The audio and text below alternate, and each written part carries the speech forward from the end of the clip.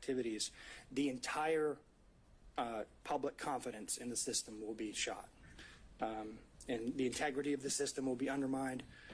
And so with those sort of public policy and constitutional principles, I wanted to turn to the law in Georgia on disqualification. And Your Honor, I'm going to give you the law, and then I'm going to talk about the facts and how they apply to the law at the end. If you want to talk about the facts earlier, jump right in, and I'll be happy to do that. I'm sure Your Honor is very well prepared and probably knows all the law that I'm going to cite to you. But to give the skeleton outline, the original seminal case that deals with conflict of interest from the Georgia Supreme Court is Williams v. State. That's 258 Georgia 305. And there are basically two methods by which you can disqualify a district attorney. One of them is a conflict of interest, and I'll suggest to the court that doesn't mean an actual conflict. That could mean an appearance of conflict as well, and then forensic misconduct. Importantly, in the Williams case, though, in footnote 4, and I think this is important for the court's analysis about the facts and which box it fits into, the court said there is no clear demarcation line between conflict of interest and forensic misconduct, and a given ground for disqualification of the prosecutor might be classifiable as either. And I think that's important because we have facts that fit in both boxes. So if a state stands up and says, well, there's no actual conflict here, Judge, that doesn't mean necessarily that it doesn't apply to the forensic misconduct.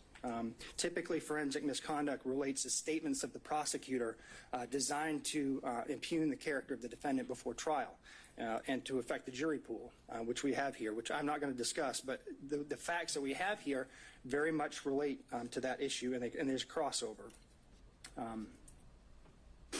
Importantly, and I think this is important for the court's consideration of what effect the court's ruling may have, is if you deny this motion, there's a good chance, if it's reversed, that we would be granted a new trial.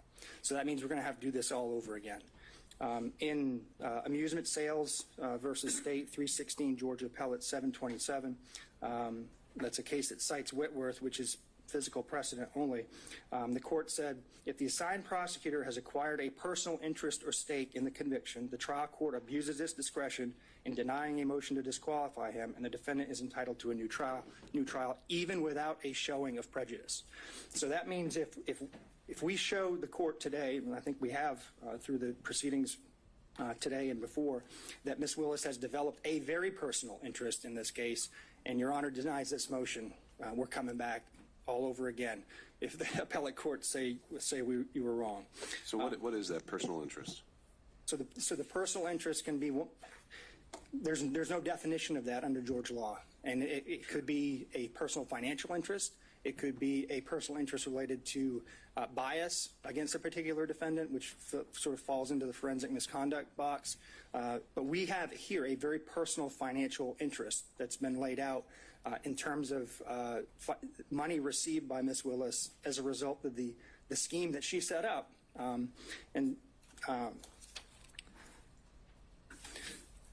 But to get to the issue of the personal interest in the context of an appearance, I think that's important. I do want to suggest to the court that there are a number of cases that post-date this actual conflict of interest language that's suggested in some of the cases from the 90s, that you have to pay attention to what this looks like to the public. And I agree with all of the law, and I'm sure the state's going to stand up here and say it can't be a speculative or a conjectural type of personal interest. We don't have that here. We have something very concrete. And as Judge McBurney put it, actual and palpable, not speculative and remote. That's exactly what we have here. We've demonstrated through the testimony of the witnesses, some of whom impeached themselves, that we have a very personal interest. In the seminal United States court case that deals with prosecutorial impropriety is Young v. U.S. That's a 481 U.S. 787 case. In that case, it's the opportunity for conflicts to arise that created at least the appearance of impropriety. And that's the case that requires that the prosecutor be disinterested. Since a scheme injecting a personal interest, financial or otherwise, into the enforcement process may bring irrelevant and impermissible factors into the prosecutorial decision. Now, there are a number of Georgia cases that sort of repeat that theme. Reeves v. State, 231, Georgia Appellate 22, that's a 1998 case. stated a potential conflict of interest existed and the appearance of impropriety existed. Davenport v. State, 157 Georgia Appellate 704, that's 1981 case. That was decided 7 years before Williams. When there is at least the appearance of impropriety, a defendant is denied fundamental fairness in the state's prosecution of the charges against him or her. There are also rules that govern prosecutors. Lawyers in general are bound to preserve and avoid even the appearance of impropriety. That's Brown v. State, 256 Georgia Appellate 603-202, 2002. Head v. State. A prosecutor's close personal relationship with the victim in a case may create at least the appearance of a prosecution unfairly based on private interest rather than one properly based on vindication of public interest. ABA Criminal Justice Standards for the Prosecution Function, Standard 3.1.2c. A prosecutor should avoid appearance of impropriety in performing the prosecution function. 3-1.7f. The prosecutor should not permit the prosecutor's professional judgment or obligations to be affected by the prosecutor's personal, political, financial, professional, business, property, or other interests or relationships. So the rules that govern her in her own profession say that this is wrong because she's developed a financial interest in this case. And at the very least, created the appearance of unfairness towards these defendants by setting up a relationship, a prosecutorial relationship with her boyfriend that she'd been dating for 2 years, according to the testimony. So before I move, Your Honor, to the specific facts, you asked, what's personal interest, and I think, frankly, as I was trying to figure this out, I think you know it when you see it. It's just like in the concurrence in Jacobellis versus State of Ohio, Supreme Court case from 1964, Justice Stewart, in his concurrent opinion, said, I know it when I see it, talking about obscenity. I think you know it when you see it.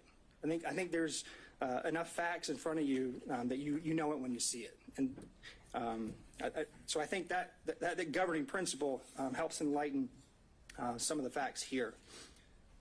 And also, I think it's not just financial. In McLaughlin v. State, I think the court's very familiar with that case, 295 Georgia 609, 2014. The Supreme Court essentially said that because the acting DA had become a witness in the case and developed a personal interest in the case due to his daughter's relationship with the victim, that he was disqualified. And because he was disqualified, his entire office was disqualified.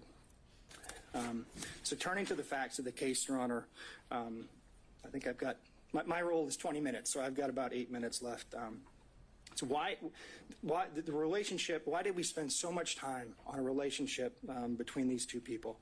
We frankly couldn't care less if they had a personal relationship outside of work. That is not what the issue is here. The issue is that they began this relationship in 2019. They were dating for 2 years, and then she awarded him a contract where public money, either from Fulton County or the state of Georgia, ended up in his pockets. That decision alone was improper. But what's even more improper is that then she and he used that money to go on personal vacations and trips. If Your Honor will remember, Exhibits 9, 11, and 12 dealt with the expenditures by Wade on trips. If you do the math on that, if you look at what he spent, and then you look at the testimony about what was paid back by Willis, because the cash reimbursement theory, I'll talk about in a second, but if you do the math on what he actually paid for it and what they testified she paid back in cash, you still have over $9,200, $9,200 and $9,247 to be exact, is the amount of money they cannot account for in their testimony. And as Your Honor will remember, there was no mention of cash in Mr. Wade's affidavit when the best and first opportunity to raise that issue would have come up is when the state filed their response in his affidavit. That is nowhere to be found in there. The first time we heard about cash was here in this courtroom. And so I think she's received a personal financial benefit of over $9,200 in this case that she can't account for, and the state can't account for. And the reason we can't account for it is because they came up with a cash theory. Cash theory only raises... Before we get into that, let me ask you this. let's say they couldn't have, let's say the theory wasn't even there that they had paid it back or that there'd been any exchange. Should there first be a consideration of a materiality requirement? No. Have you seen that in this jurisdiction? Or, well, it's not in this jurisdiction. Have you seen that in any other jurisdiction? I haven't seen that, Judge. And if it was $6, that would still be improper. Would it be improper where it's a per se disqualification if someone, buys their boss a stick of gum? Is that per se disqualifying because there's no materiality requirement? Well, no, I don't disagree that it may not meet a materiality requirement, but it's a personal benefit. I won't say that giving a pack of gum is just justification for disqualifying a district attorney. I think that's part of the issue, Judge. I think it's a fact-based inquiry by you. So there's a continuum involved here. Yeah, but I think the continuum involves you looking at whether or not, in the grand scheme of things, it violates the Constitution, and whether or not there's an appearance of a conflict, and the appearance suggests that she actually received a benefit, and we know that she did. They admitted it. We don't have to speculate about that. They said that she said she got a benefit, and she said she paid back certain amounts. In that regard, Your Honor, I don't know, would $100 be enough? Would $200 be enough? I think you have to look at it globally and consider all of the witnesses, consider all of the facts, consider the credibility of the witnesses, frankly. Right. I mean, Your Honor sat here and watched everybody, so I haven't spent a lot of time going into the specific testimony because Your Honor is well aware of it. But you get to evaluate the credibility of the witnesses as a fact finder. And, just from a legal perspective, though, you're saying we can't just say dollar amount, look no further. There has to be a totality of the circumstances analysis.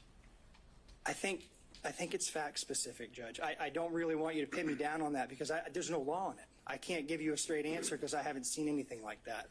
And I think if we build a materiality requirement into the case law, then you're down a slippery slope then, because then it's going to be the appellate courts are going to be deciding, well, is $50 enough? Is $100 enough? So I think it's not necessarily the amount of the money. It's the fact that she received it, and it's not insignificant. And I don't think your order has to say because she received $9,200, she's disqualified. I think if we go back to the 20,000-foot level, what's the appearance here? Is this fairness to the defendants? Does it appear that she is interested in this prosecution, or does it appear that she's disinterested? She took the stand. You can tell she's not a disinterested person when it comes to this proceeding, but we also argue she's not a disinterested person when it comes to the prosecution as a whole. I'm going to leave for I'll resist the temptation to defend my wife, who I believe to be an excellent lawyer and a member of the bar for 20 years in good standing. But I will say this, Judge, you don't just evaluate the credibility of the witnesses. You evaluate the credibility of the lawyers. And Mr. Abadi stood up here in open court in front of national news and the national public and called her a liar. I need to address that for 1 minute. The text messages that are now part of the record, which now are substantive evidence for you to consider, prove everything that she put in that motion, everything that she tried to elicit from Mr. Bradley was absolutely 100% true.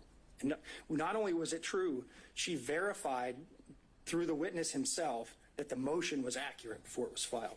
So for the state to get up here and impugn her credibility, it's not only improper, it violates Berger versus United States, which is a case that says the state can't just get up here and make any argument it wants. And I encourage the court to call him out on it when he steps up here.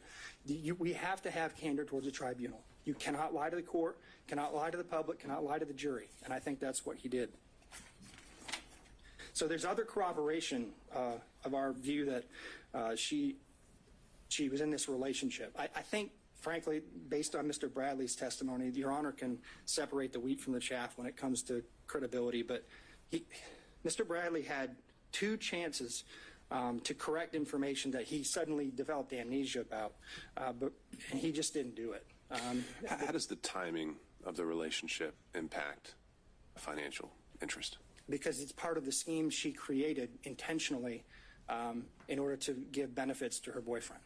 So there's a reason why they fought so hard on this, Judge. I mean, there's a reason that every single subpoena was objected to, every single question we asked Mr. Bradley was objected to, the jumping up and down, all of the obfuscation. There's a reason for that. They know that if Your Honor finds that relationship started in 2019, that the appointment of Wade itself was improper. And if that was improper, then he had no business as an average citizen, along with the fact that they didn't have approval from Fulton County to appoint him in the first place.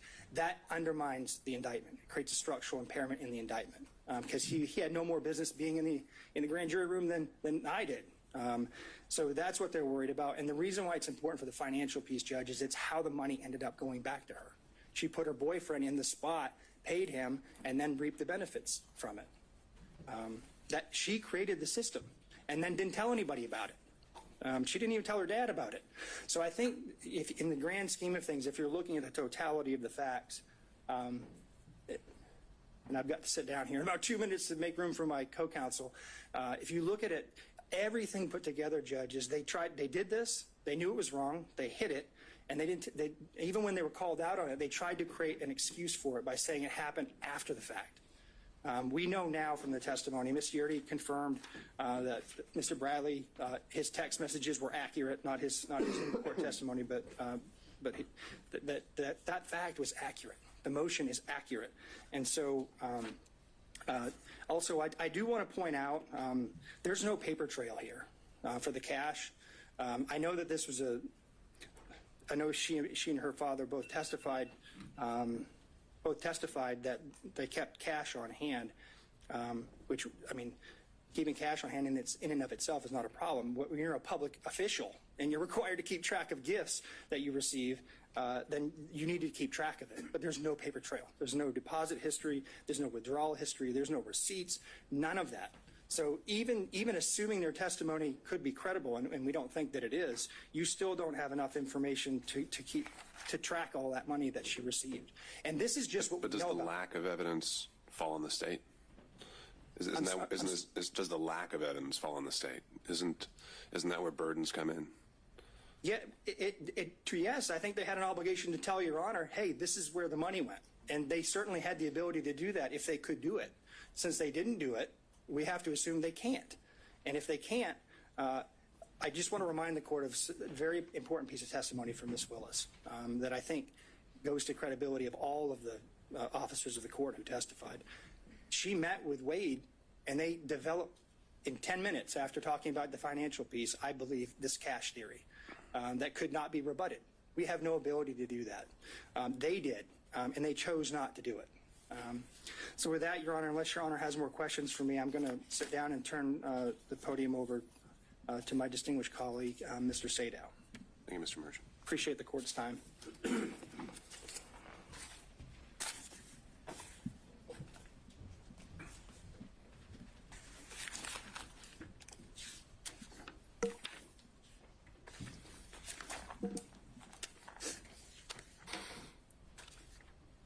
Good afternoon, Your Honor. I'm going to speak to what I would call a subset of forensic misconduct. And I'm going to assume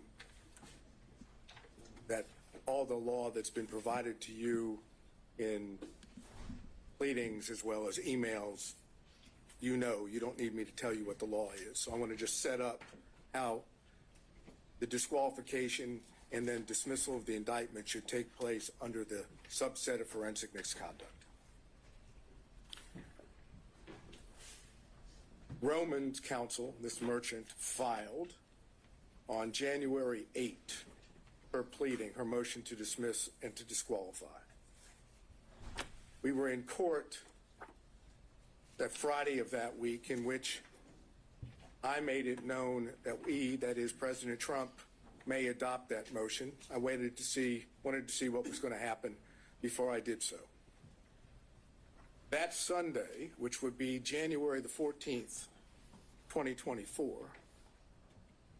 D.A. Willis took it upon herself to go to a historic black church in Atlanta, having not responded at all to the motion of Ms. Merchant's client, Roman.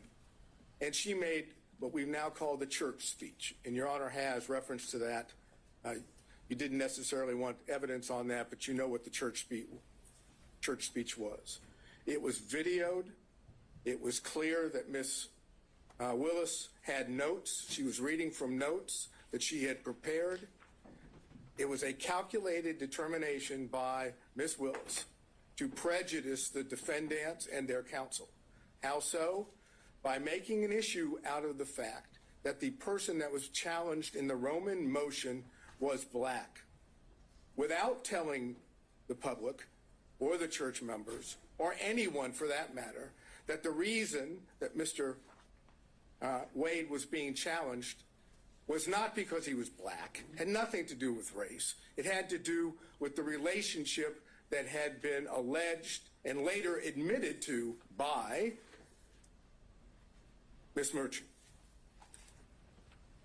Ms. Willis took full opportunity to prejudice the defendants, and then comes along later in a pleading and says it wasn't designed or intended to be at the defendants at all, or the defense counsel, which with all due respect is just nonsense.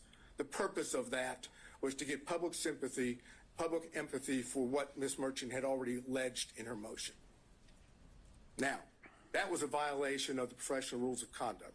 It was a violation of 3.8G. There's no question about it. It wasn't in response to anything that was said.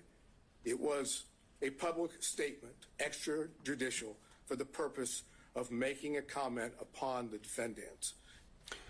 It would be in response to a motion that was filed. But it wasn't filed in a response, in a pleading. It was filed in response to a motion. And the motion were allegations made.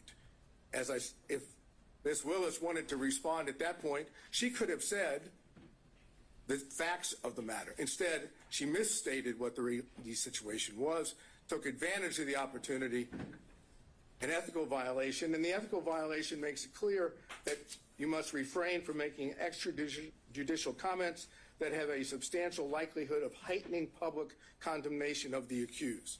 Can you think of anything more that would heighten public condemnation of the defendants than alleging that defense counsel and the defendants were making their motion based on race and religion? That's as bad as it gets in Fulton County, with all due respect. That's exactly what Ms. Willis wanted done. And remember, the state still had not responded. So then what we get from the state is we get an affidavit filed as part of their response.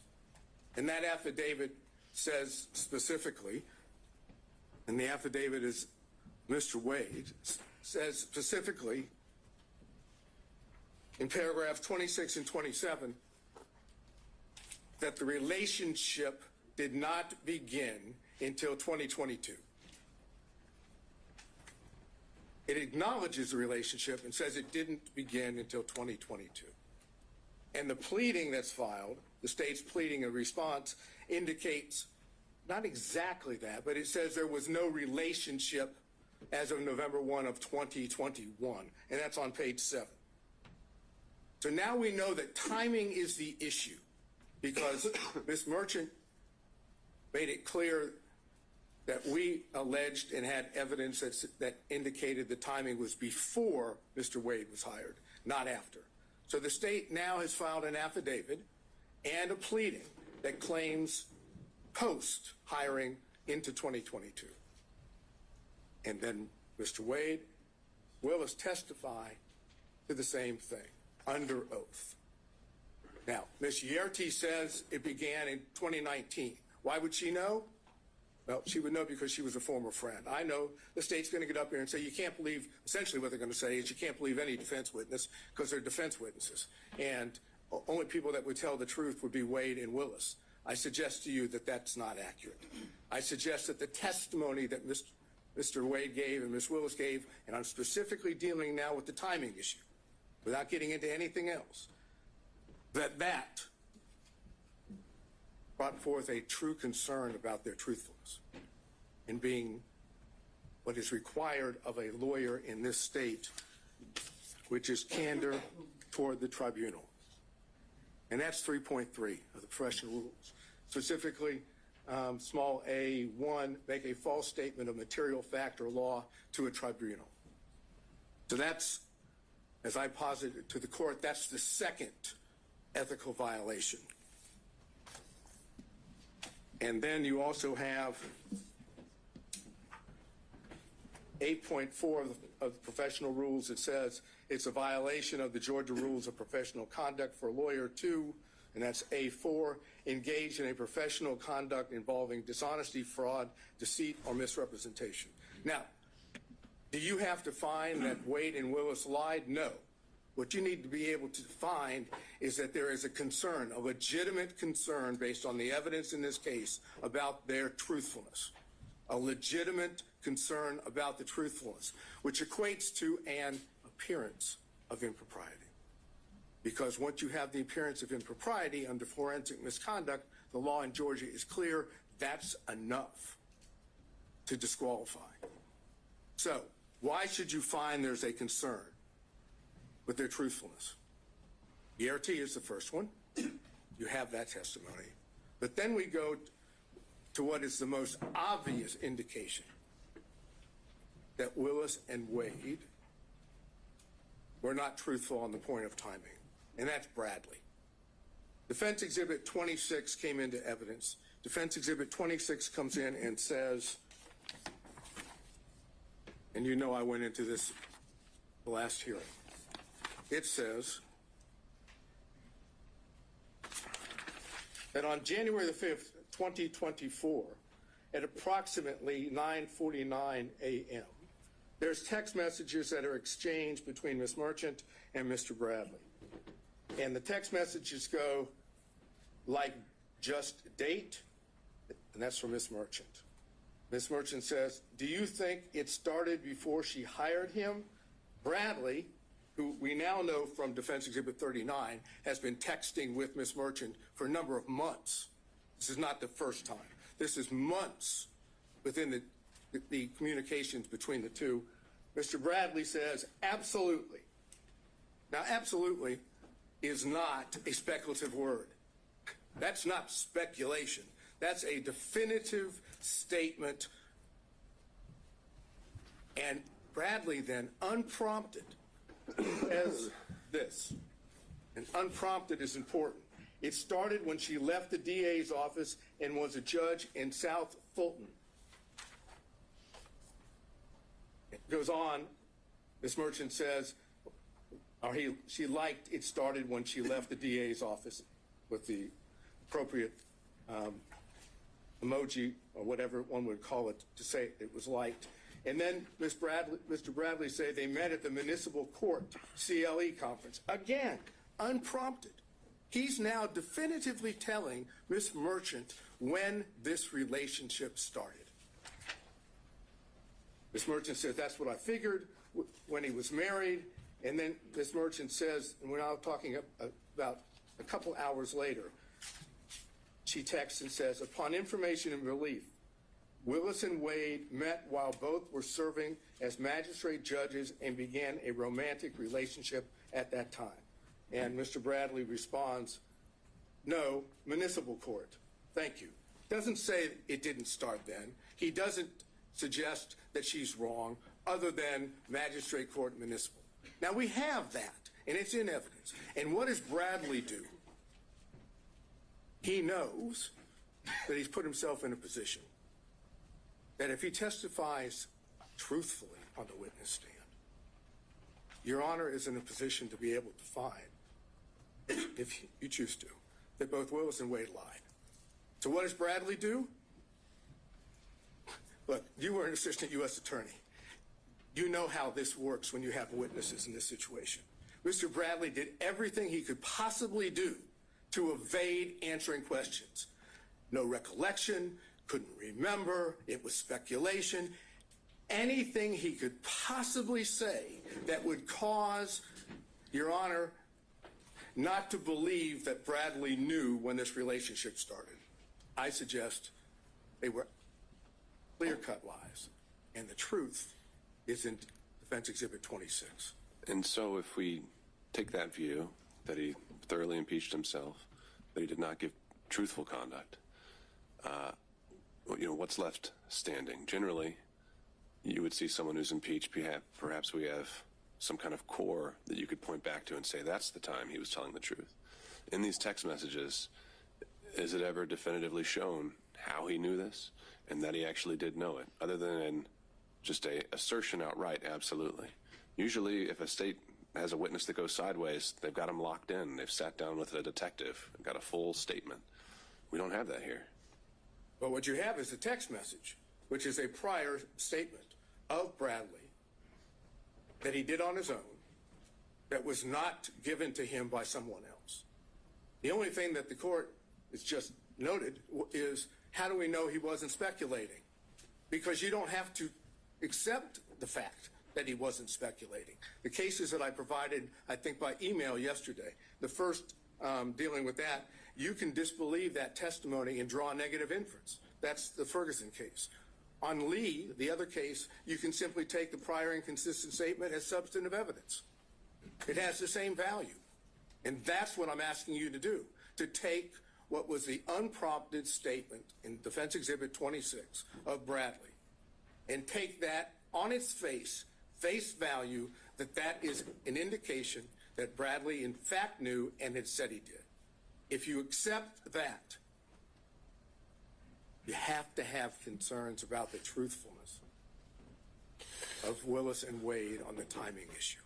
And I don't know if this is something maybe one of your co-counsel were going to address as well. We heard about kind of the law that applies, how we're outside kind of the orbit of the core of cases we're used to dealing with here, where it deals with side switching or where someone is in the relationship, the client relationship. The proposition you're putting forward now is that if a representative of the state, a lead prosecutor, the district attorney themselves, says something that's untruthful on the record, that is something that immediately has to be proactively policed by the trial court. Is basically what I'm getting at is, where in the law do we find the remedy to an untruthful statement? Generally, we send you down the street to the bar, right? And that's why I gave you the cases of Registe and Edwards yesterday. While those aren't prosecutorial cases or dealing with prosecutors, they deal with counsel.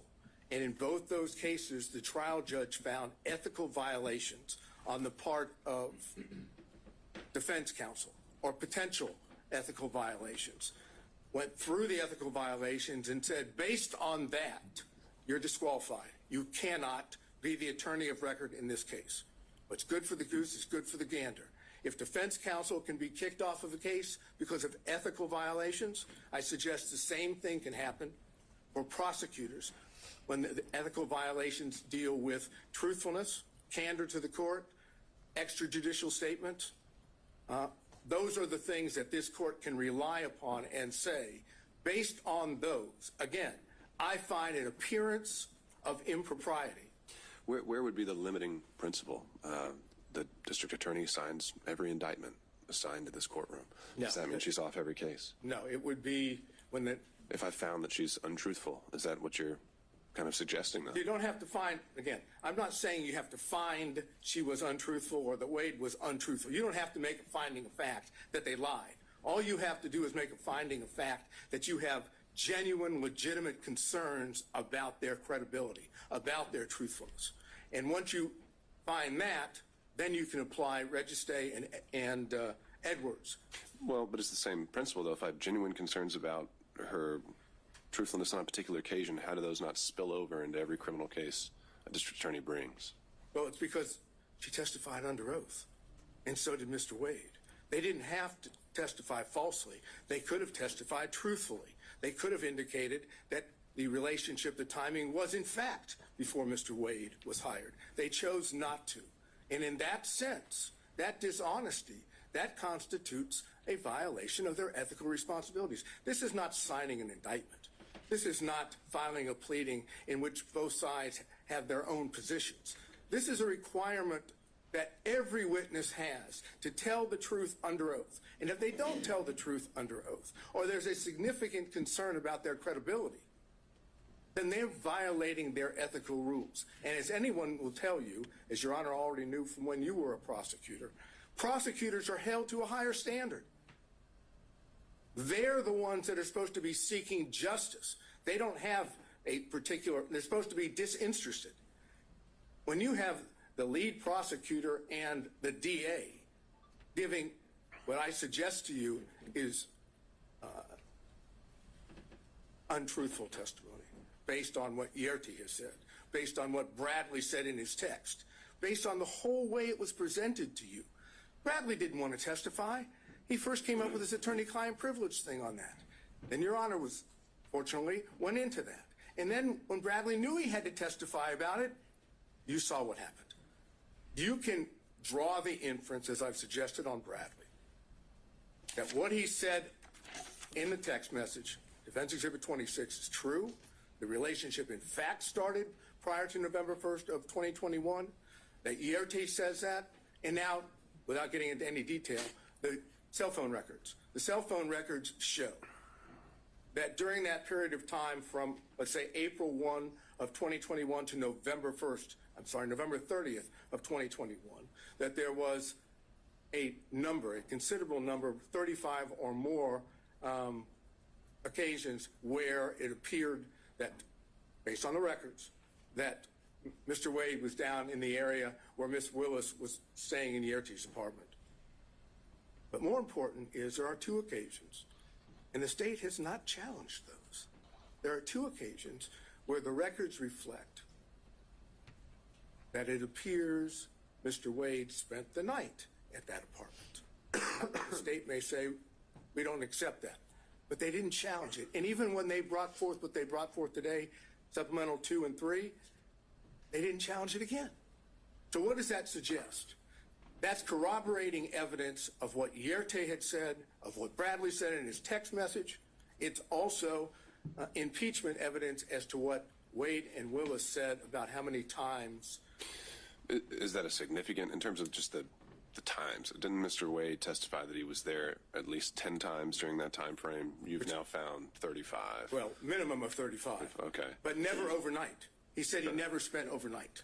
Put that to the side, though, just in terms of the fact that he did say he'd been over there, that he'd visited the place, and I would presume he wasn't obviously keeping a very good accounting of it, but that wasn't something that was entirely denied.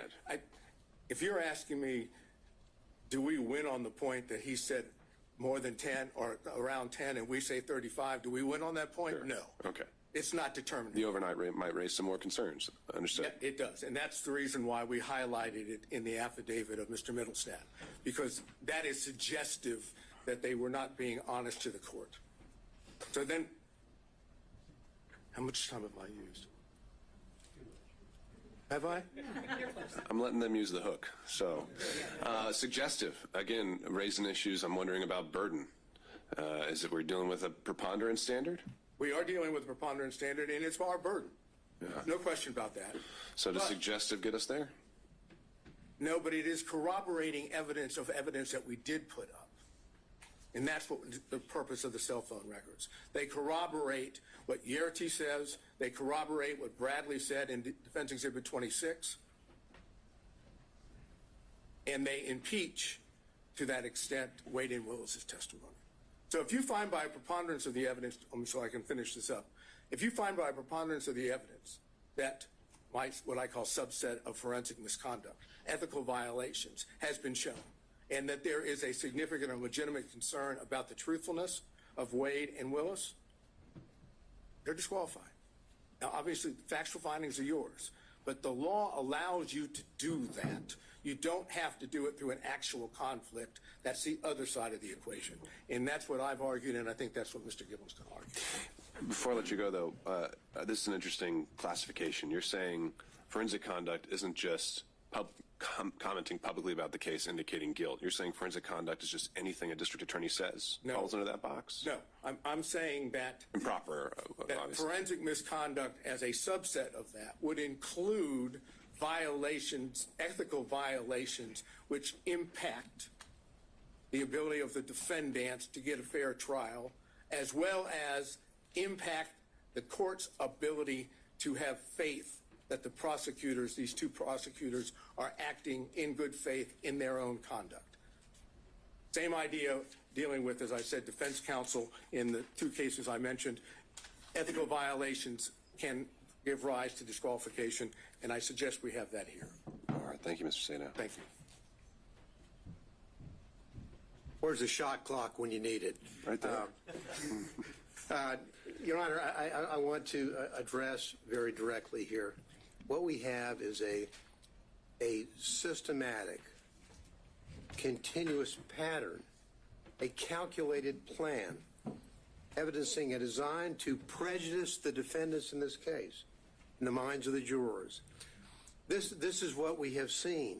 This isn't the problem that the district attorney has. It's not that the district attorney had some sort of brief, off-the-cuff statement in an interaction with a reporter like in Williams. That's not what we have here.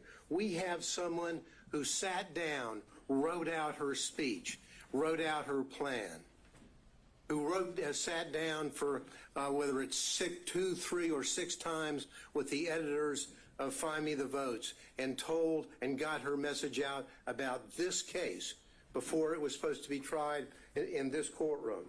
And so that is the problem that we have.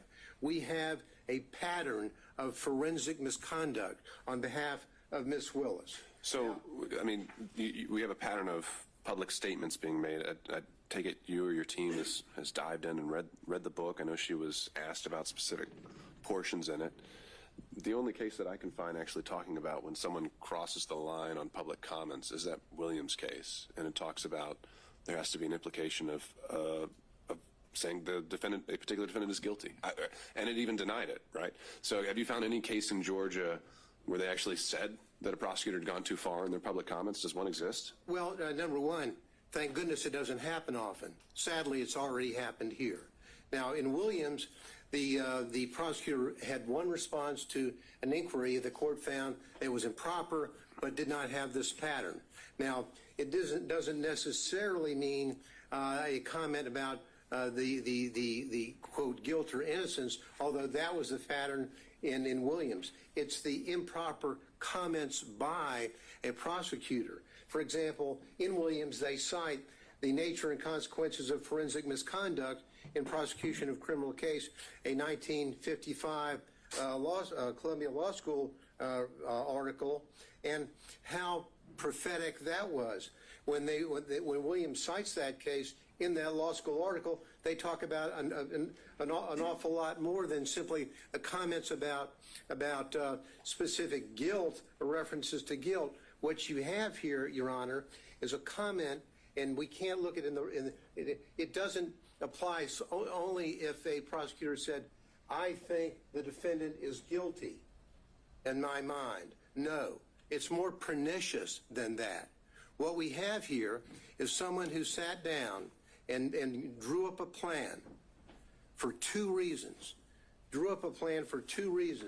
And what she did reminds me of what the court in Estes v.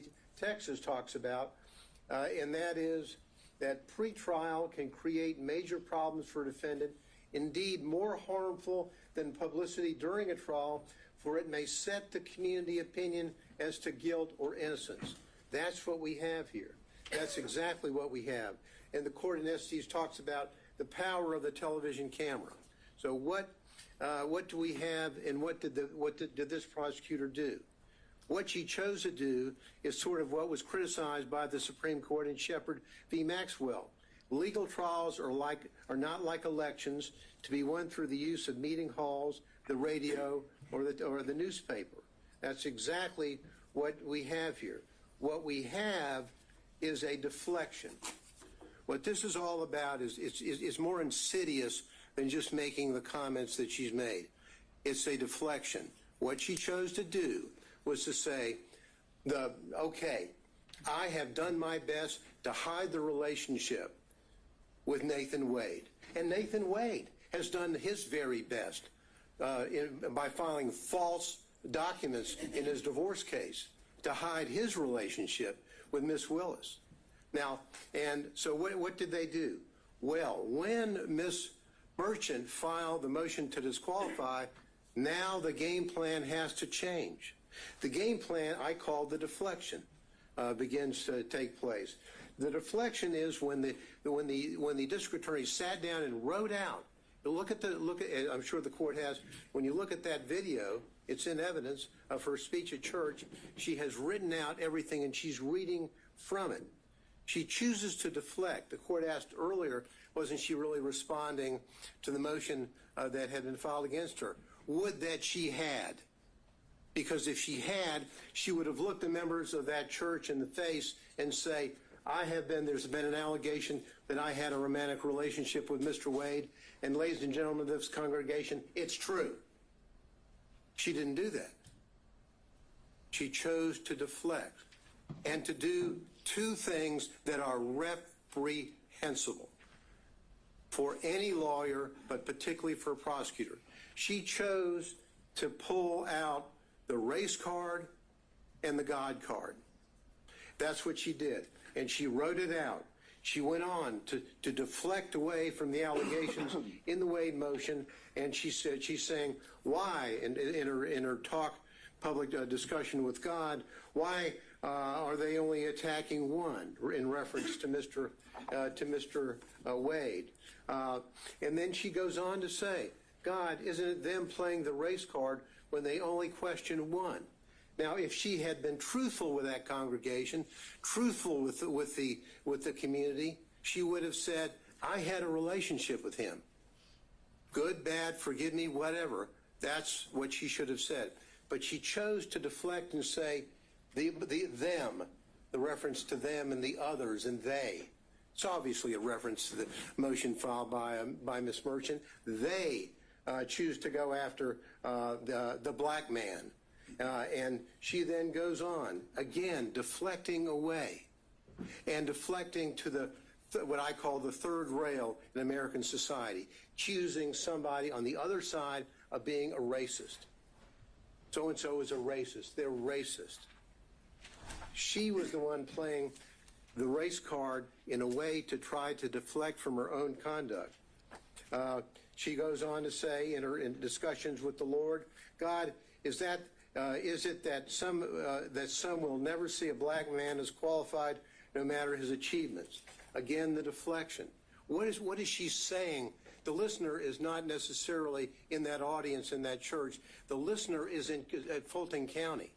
The potential jurors who will come into a courtroom and say whether or not they can fairly judge the evidence or judge the defense in this case. She chose to inject race into the minds of the listeners and virtually everybody in this community, and literally everybody in this country has reviewed and analyzed her speech that she made in a premeditated way. And in bringing in not only the race card, but also in bringing in the religious matter, this is exactly what Hammonds v. State in our Supreme Court talks about, condemning as an inflammatory appeal to the jurors' private religious beliefs. Why would she do that? To deflect. But now, not only is she deflecting, but she is then going forward and, in a way, telling the community, telling the congregation that God is on her side, not on the side of these people. God, she said, and when she's talking, and she's saying, God, pray for their souls. I, meaning God, qualified you. I qualified your imperfect, flawed self. I see you in every hour.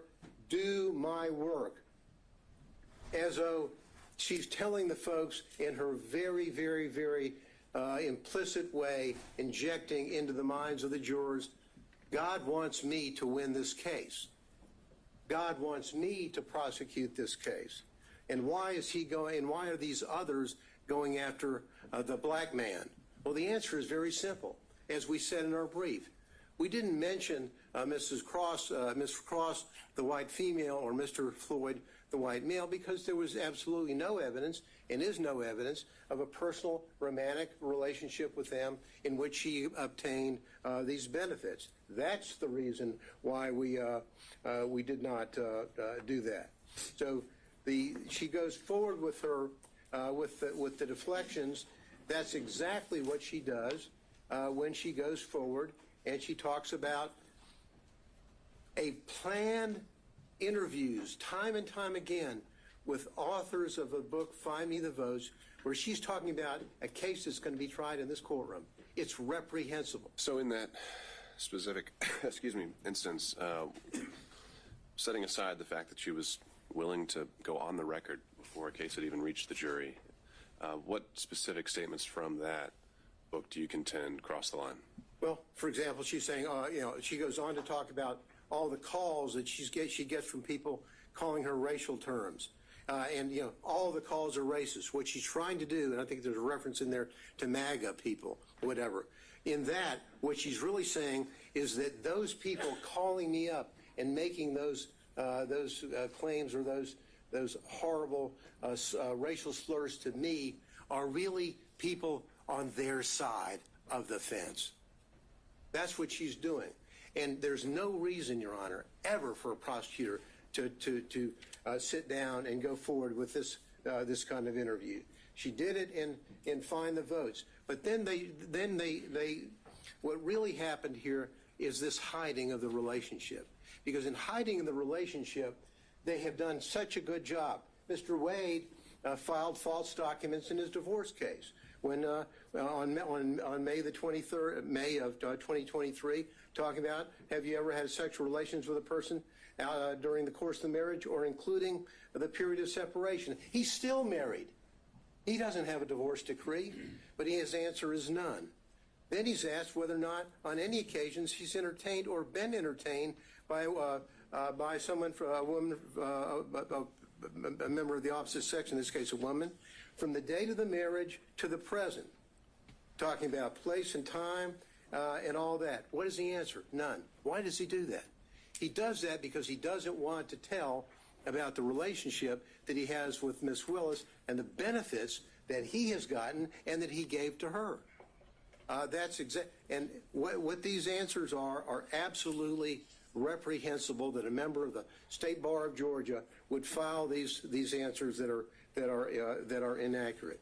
What does Miss Wade do? Miss Willis do?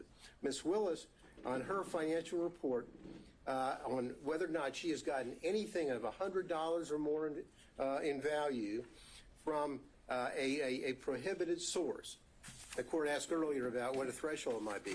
Well, for the financial, it's $100. That's it. She doesn't report any of all of the benefits that she received from Mr. Wade. All the trips, all the entertainment, all the 3 nights in the luxury suite in Aruba. All of that. None of that is here. And they say, oh, well, maybe it all balanced out, even though I can't prove it with the cash. Well, that's like saying, did I give the court a Christmas present? Well, maybe I gave the court a Christmas present, and the court gave me one back. If the court has to fill out a form whether you got a Christmas present from anybody, you say, I got one from Mr. Gillen. You don't say, nah, well, I gave him one back, so it really evens out.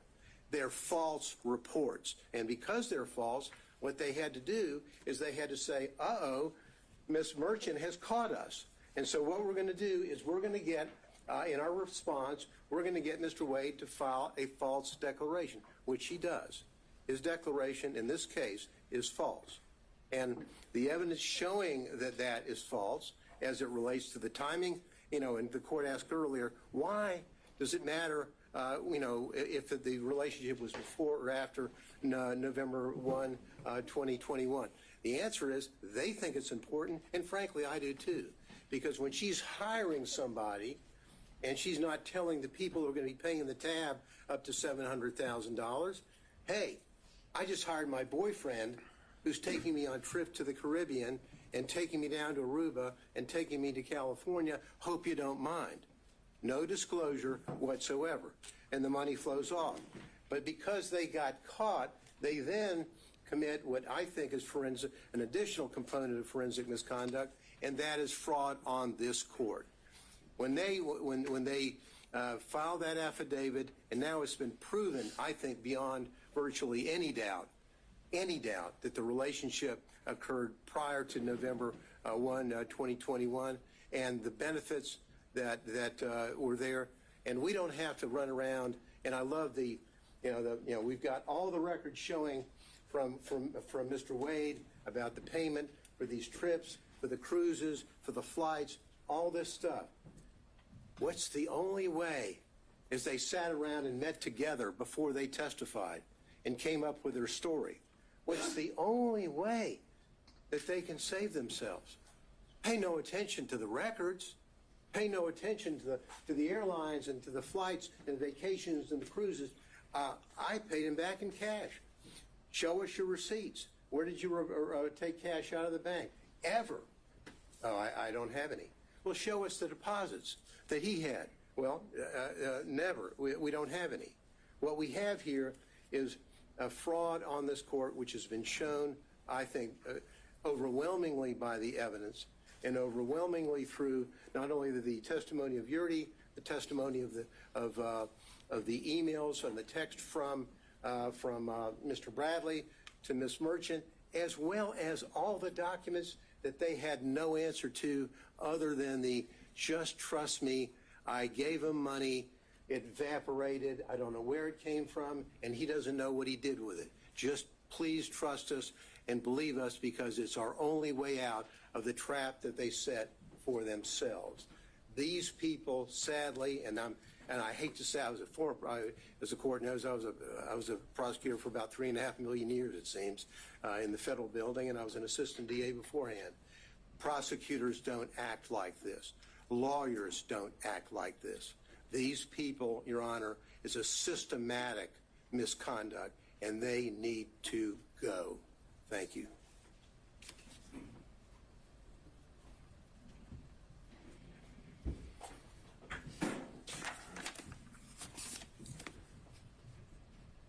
Your Honor, I'm going to cover a few factual details without overly rehashing what has already been said. During the pendency of this investigation in this case, Mr. Wade and Ms. Willis basically lived Robin Leach's lifestyle of the rich and famous. And they did this riding on the backs of the defendants in this case, funded by the taxpayers of Fulton County and the state of Georgia, with the money that was paid to Mr. Wade through the contract that Ms. Willis got him. That money flow, that is the personal interest that you asked about. She was personally benefiting from the position, from the job, from the scope of the investigation, from the scope of the indictment, and how they conducted it. And we know this, we know from the records that have been submitted before the court that Mr. Wade paid at least $17,095 towards this relationship. That does not even include the various dinners, the day trips that both Wade and Willis admitted to, so that number is likely even higher. We know from the documents that Ms. Willis only paid $1,394 for an airline ticket. We know from Ms. Yurdi, who was pretty much uncontested, there was no evidence presented by the state disputing her time frame, that relationship started in 2019. She saw them kissing, she saw them hugging. Now, whether or not they had sex before January of 2022, I do not know. They admitted sometime in early 2022, and I found it curious that they both, Wade and Willis, just went straight to the sex. So maybe that's when they started having sex. I do not know. But the relationship predated that. And their combined and overly suggestive focus on that is a red herring to this court and to the defense, that that's what they want you to focus on. They want you to ignore all the evidence that the relationship predated that. The relationship started in 2019. The relationship continued through 2020. The relationship continued through 2021. Looking at the cell phone communications, just in the first 11 months of 2021, over 2,000 calls, almost 9,800 texts. You know, I don't even think love-struck teenagers communicate that much. The November 29th and November 30th escapade, phone call from Ms. Willis, between Ms. Willis and Mr. Wade, 11:32 that night. Shortly after midnight, the phone starts traveling down from where Mr. Wade lives and ends up where Ms. Willis is staying, and he's there until roughly 4:55 a.m. None of the excuses, none of the explanations that Mr. Wade gave, going to the Porsche experience, going to dinner, going to the airport, None of that explains that. I'm pretty sure the Porsche Experience isn't open in the middle of the night. I'm pretty sure that there weren't any restaurants that he drove 30 to 45 minutes to go eat at in the middle of the night right after he talked to Miss Willis. Teenagers have a name for those kind of calls and those kind of escapades. I won't go into it. But the documentary evidence, the objective evidence, undercuts everything that both Wade and Willis said. When you look at Miss Yurdy, again, she unequivocally said that relationship began in 2019. She saw physical evidence of a romantic relationship. Mr. Bradley, in the text messages, which are substantive evidence, said that that relationship began in 2019. Again, his January, temporary amnesia that somehow was triggered temporarily after Gabe Banks called him, we can question that. But we do have statements from him that specifically said that relationship predated Mr. Wade's appointment by Miss Willis. You asked, well, in Mr. Wade, you asked what the materiality would be. How much is enough? Well, clearly 17,000 is enough. But Fulton County has told Mrs. Willis what the materiality is. It's $100 in a year. She twice signed declarations, certifications that she did not receive any gifts. And even under her strained explanation, there were monies, there were gifts, there were dinners, there were excess contributions flowing her way that exceeded $100. Her explanation, well, I just paid it in cash. That just does not stand to reason. It does not hold up to the light of truth. Anyone that has ever been in a money laundering trial, a forfeiture trial, if that's the explanation we give the state, they laugh. Oh, I just gave cash. I have no records for it. I have no source for it. The only thing that she could say that was a source for the money, because at times she said she was down to $500 to $1,000. The only explanation she have is, well, sometimes I go to Publix and I may get an extra $50. That shows up on your debit card or your credit card. Did they bring those records in? No. Did they bring her bank accounts in? No. Did they bring any documentary evidence in? No, they did not. And why is that important, Judge? Yes, the burden is ours. But under OCGA 24-14-22, if a party has evidence in such party's power and within such party's reach, by which he or she may repel a claim, and they had that power, Ms. Willis had that power, Mr. Wade had that power, that they can repel the claim that we have made against them, but they admit to produce it, or if they produce weaker evidence, then you, as the fact finder, Judge, it is in your power to disregard that, and a presumption arises that that documentary evidence that is in their possession that they failed to produce supports our claim.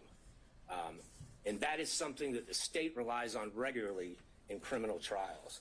And that is something that the court should rely on in this case when formulating its factual findings. And we know that both Mr. Wade and Ms. Willis have some difficulty expressing the truth when it comes to their relationship in these cases. We know Mr. Wade lied in his interrogatories multiple times. We know Ms. Willis falsely certified that she hadn't received any gifts from anybody. And Mr. Wade clearly was a prohibited source. He was someone doing business with Fulton County. Anything over $100 in a year, she had to put down, and she put zero. And it defies imagination that she could somehow forget about all these trips, all these dinners, all these day trips, and not put that money down. You had asked, I think it was Mr. Gillen, did she say in that church speech or anywhere else that the defendants were guilty? And I think she did in that church speech. She said in that church speech, and she was talking about a conversation that she apparently had with God, talking about herself. She said, this leader has a trial conviction rate of 95%. She said, the trial team this leader put together has a conviction rate of 95%. I do not see how anyone, and I think that was purposefully intended by Ms. Willis, I do not see how anyone can listen to those two statements and not take that Ms. Willis is telling everyone in that church and everyone that's going to hear that in the media afterwards that these defendants are guilty. That is what she was saying. She is a prosecutor. She's familiar with the U.S. v. Berger. Every single attorney that's ever been a prosecutor is familiar with the dictates of that U.S. Supreme Court case. That is a foul blow. That is improper, and she violated pretty much every tenet a prosecutor must abide by to seek truth and justice in a particular case. So, Judge, when you're looking at this, the uncontroverted evidence shows that they had a relationship prior. The uncontroverted evidence shows that Mr. Wade lavishly spent on Ms. Willis. The uncontroverted evidence shows that the money that he was spending on Ms. Willis came from this contract that he had. And I'm not just talking about the contract as a special prosecutor, but there's also those other questionable contracts that no matter whom his partner seemed to be, they also got. There is a direct financial benefit that Ms. Willis received from this. And Judge, looking back at what Judge McBurney said, if merely hosting a fundraiser for a political opponent of a putative defendant creates not only the appearance but an actual conflict, then what Ms. Willis has done since then in this case creates an actual conflict. But again, as prior counsel has stated, we only need to show the appearance of a conflict. And we have done that by a preponderance of the evidence. In fact, I believe we've shown an actual conflict. But nonetheless, the result should be that Ms. Willis and her office should be disqualified from this case. We still have a few more minutes. I think Mr. Cromwell may have something to say. Thank you, Your Honor. Thank you.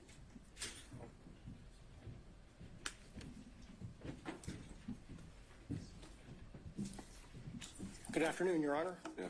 Harry McDougald for Mr. Clark. I'm going to talk further about conflicts, and I'm going to assume the most difficult standard for us to meet, which is actual conflict. But before I begin that, I want to add just a little bit to what has already been said about the standards that apply to prosecutors. Our appellate courts have said often the administration of the law, and especially that of the criminal law, should, like Caesar's wife, be above suspicion and should be free from all temptation, bias, or prejudice so far as it is possible for our courts to accomplish it. The first occurrence of that I can find is Nichols v. State more than 100 years ago, 1915. The most recent, Registe v. State in the Supreme Court in 2010, although they don't refer to Caesar's wife. That requirement is also embedded in the prosecutor's statutory oath, 15-18-2, which requires impartially and without fear or favor discharge my duties as district attorney and take only my lawful compensation, so help me God. The general rule on conflicts of interest for lawyers is in Rule of Professional Conduct 1.7. And we all know, it's all drummed into us, that we cannot have a conflict of interest. And if we do, we have to withdraw or we will be disqualified. The basic idea is that a conflict of interest impairs the lawyer's independent professional judgment. That's the test of a conflict and whether it can be waived and whether it's disqualifying. And that conflict is not just financial. It can be any conflict that impairs your independent professional judgment, and you see that in McLaughlin v. Payne. The court asked what was a personal interest for purposes of disqualification.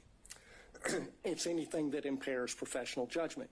That's reflected in the ABA standards that were quoted by Mr. Merchant, which list the prosecutor's personal, political, financial, professional, business, property, or other interests or relationships. And that's really embedded in the prosecutor's oath to act impartially. And the earlier disqualification order by Judge McBurney was based on political interests, not financial. What my colleagues have described as forensic misconduct is also cognizable as a conflict of interest based on that footnote in the Williams case. The root of all of the problems that we see in this court right now is a conflict of interest arising from their individual personal interests in perpetuating and concealing their relationship. That's the original sin from which all of the other problems flow. There are 6 different actual conflicts of interest in this case, any one of which warrants disqualification, but collectively, practically compelling. First, the financial conflict that's already been covered. Second, the personal ambition, political ambition. Third, there's a dovetailed or complementary pattern of deceit and concealment of the relationship and the money. Fourth, the speech at the church. Fifth, the motion for protective order that the DA filed in Mr. Wade's divorce case. Sixth, the way the state has conducted the defense of this motion to disqualify, especially the hearing. On the financial piece, the court asked for a limiting principle and asked about materiality. The limiting principle is whatever impairs the independent professional judgment of the lawyer. That is applied routinely. We have a county code section that flatly prohibits gifts from contractors, period. We have, by analogy, the federal bribery statute, which has a threshold of $5,000, 18 U.S.C. 666. The court asked about burdens and inferences.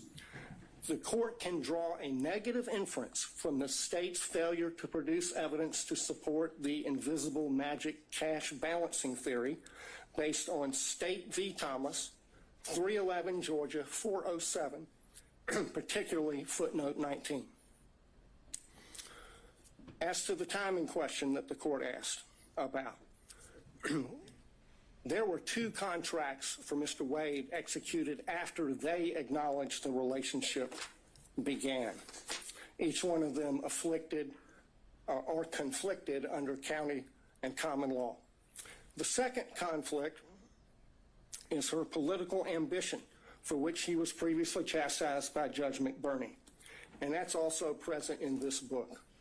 The inside flap of this book says that they were given, quote, exclusive access to thousands of secret documents, emails, text messages, and audio recordings.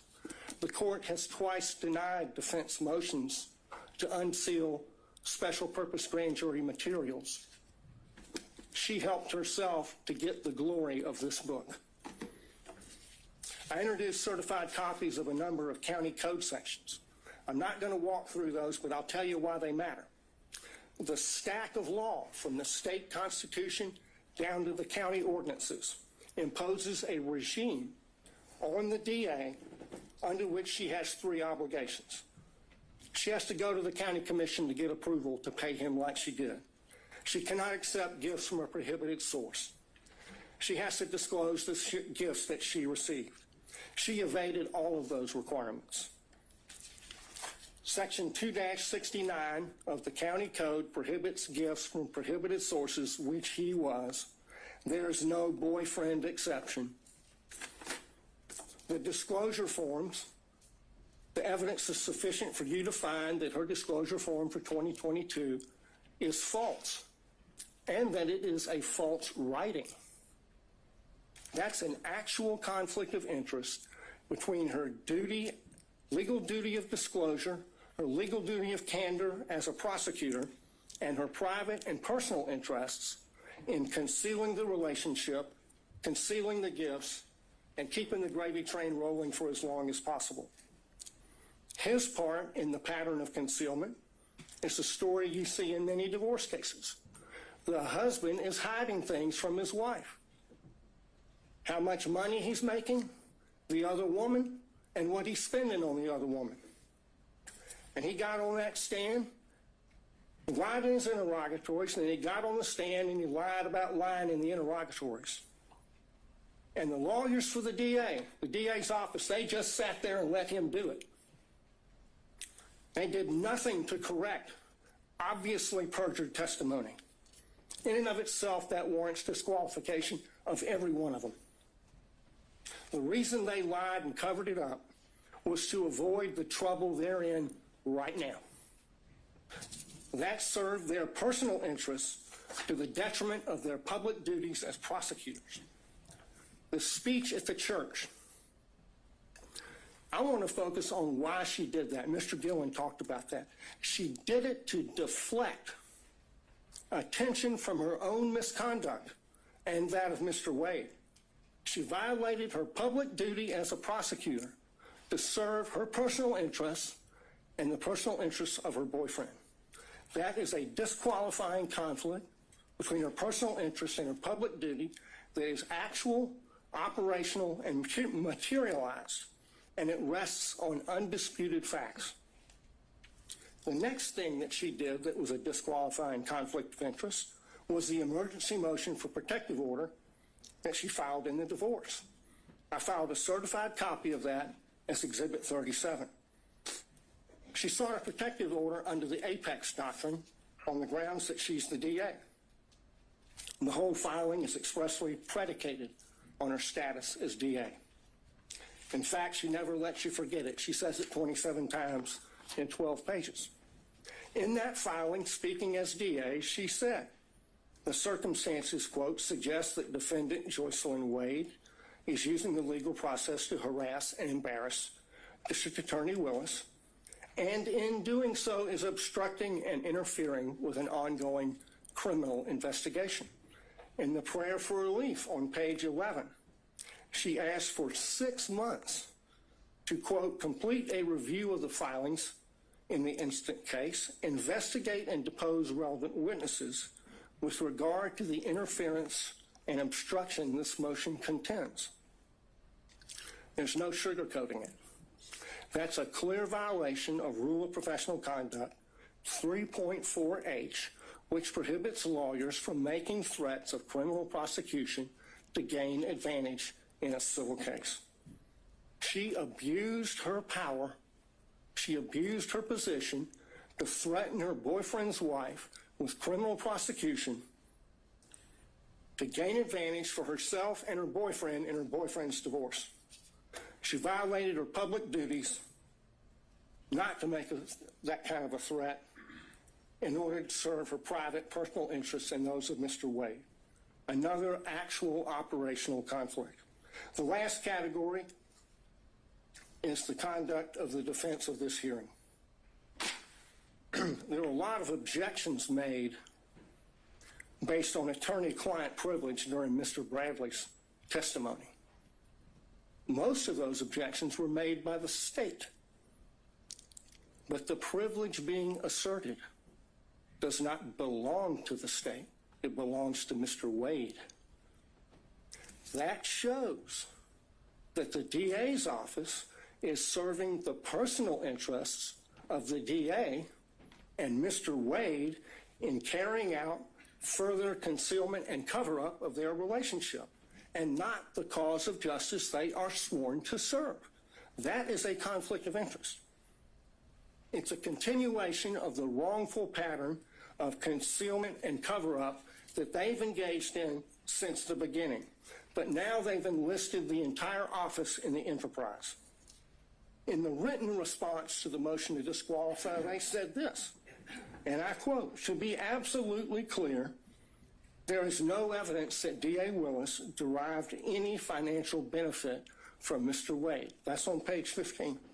Flat out false. 10 lawyers in this case put their name on that, starting with the DA. So throw another log on the bonfire of conflicts of interest.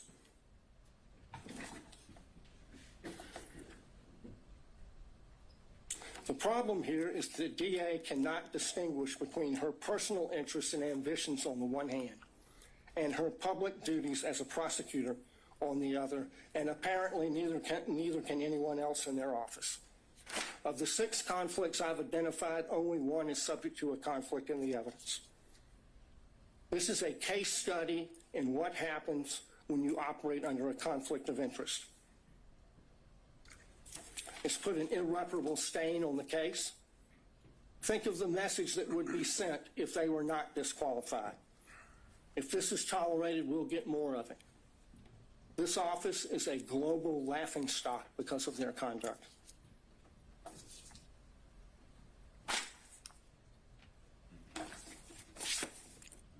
They should be disqualified and the case should be dismissed. Your Honor, there's not much oxygen left in the room. We delineated the times based on the whole presentation. Would Your Honor consider some time for us in rebuttal? No. Okay, well then, could I reserve what I had 5 minutes for Sure, rebuttal? that's fine. All right, thank you, Your Honor. All right, let's take a quick 5, and we'll be back at 2:40-ish to hear from the state. Thank you.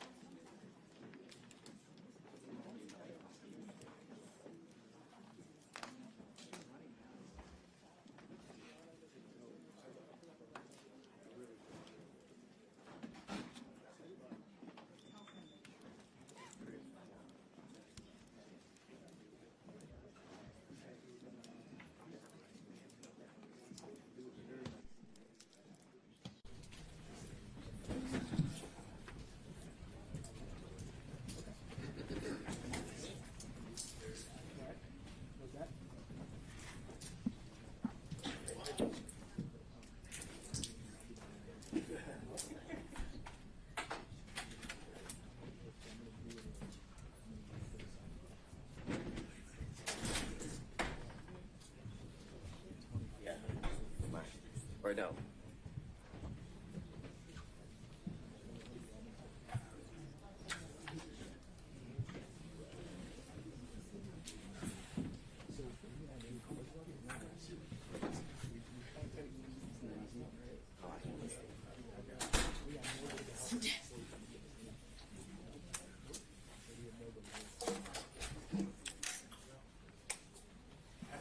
Sir?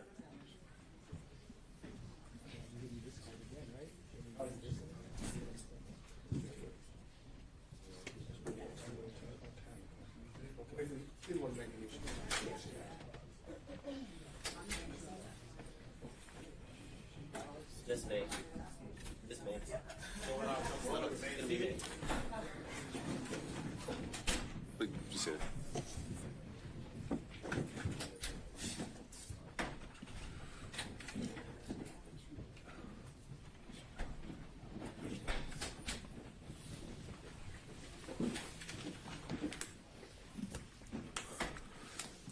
All right, we're back on the record. Stay ready.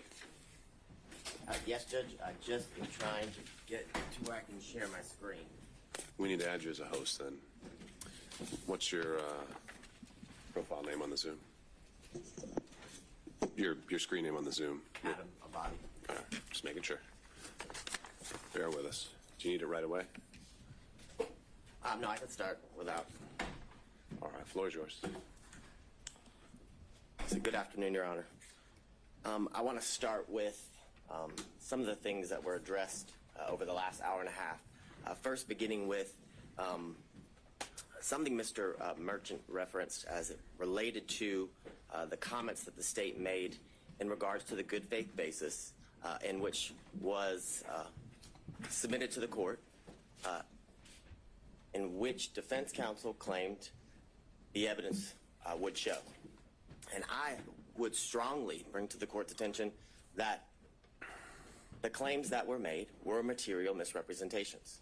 And what I will say to the court, and why I say that to the court, is because the representations that were made by counsel was that Miss Daisha Young, Miss Sonia Allen, Mr. Dexter Bonds, Investigator Hill, Investigator Green, Investigator Ricks, all of these people would be called, and Mr. Bradley would be able to impeach their knowledge by saying that he specifically in his presence or to him said that Miss Willis and Mr. Wade were in a romantic relationship, and that Miss Willis and Mr. Wade were cohabitating, that they all knew that. And I would submit to the court, we didn't hear from any of those individuals. Mr. Bradley impeached no one. And I say no one because he did not impeach Mr. Wade. In order to properly impeach a witness, you have to confront the witness with the specific statements. Mr. Wade, and you can look back at the YouTube of the entire hearings of the last couple days, Mr. Wade wasn't once confronted with a statement that he claimed or said, or that is claimed that he said to Mr. Bradley. The way you properly impeach somebody, you have to confront the witness. Here would be Mr. Wade, and once he makes a statement that you believe to be inconsistent, and you have a witness who can prove that inconsistency, that's when you call that witness. And when Mr. Wade was on the stand, not once was he asked, did you tell Mr. Bradley this in a confidential conversation in your conference room that was not covered under attorney-client privilege? That was not asked. The specifics of that conversation was not asked. So any testimony that Mr. Bradley testified to is impermissible. It is improper impeachment because they did not confront Mr. Wade with it.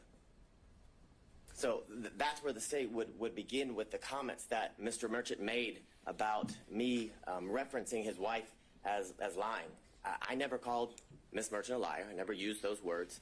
I don't know why she made the material misrepresentations. It could be because Mr. Bradley lied to her. I don't know the reason. So, but I can submit to the court that those were material misrepresentations that were made to this court on the day a few Mondays ago as everyone was arguing the motions to quash certain subpoenas. I'd also bring to the court's attention that during that motion to quash subpoenas, certain subpoenas, Ms. Yurdy's attorney appeared, Mr. Partridge, and he made very clear on that Zoom that Ms. Yurdy had absolutely no knowledge of a romantic relationship and absolutely no knowledge of cohabitation. Those were the specific references that he made.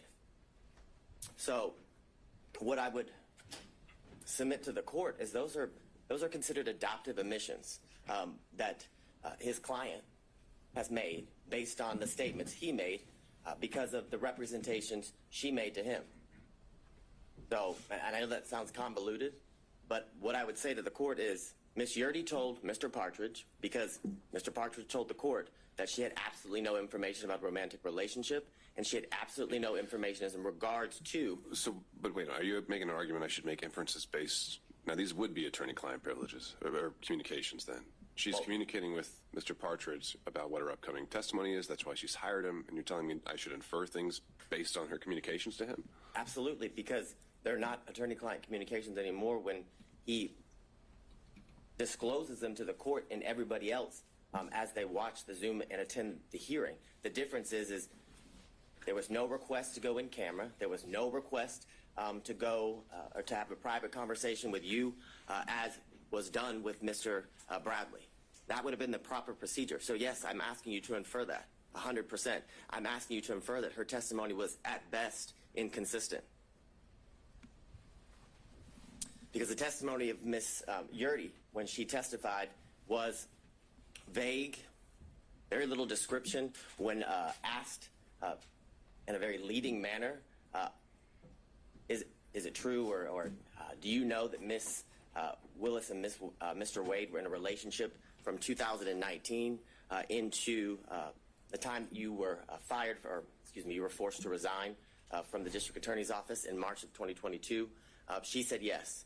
And then further, when pressed by Mr. Sadow, he talks about why she believed they were in a relationship.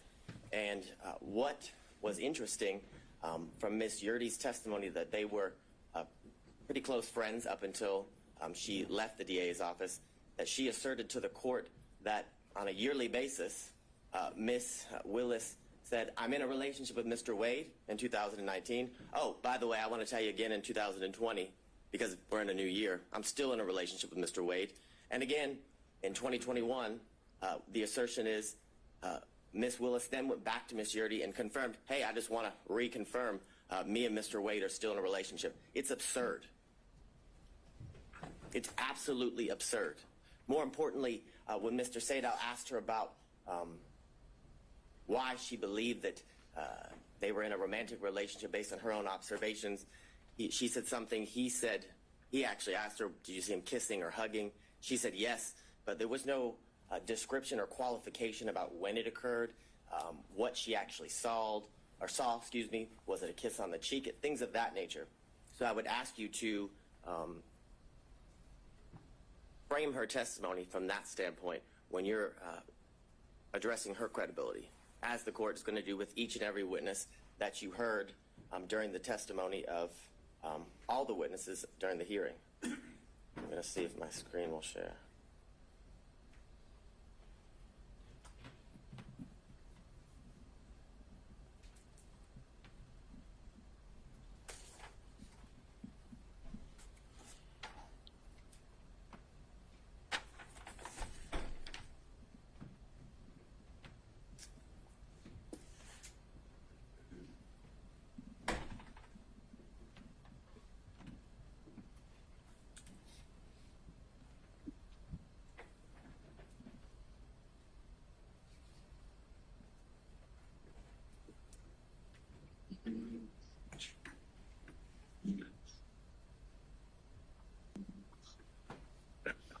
Now, I want to talk a little bit about the standard and the burden here in this instance as it relates to defense counsel and the claims that they have made in the motion to disqualify.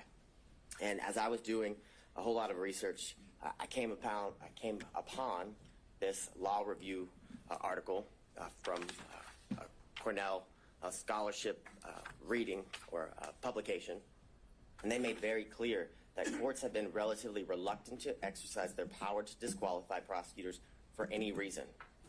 And that goes along with the standard what the state would submit to the court is that the defense has to show an actual conflict. And in this instance, they have to show the actual conflict would be that Ms. Willis received a financial benefit or gain and did it got it based upon the outcome of the case. It doesn't make any sense. It makes absolutely no sense.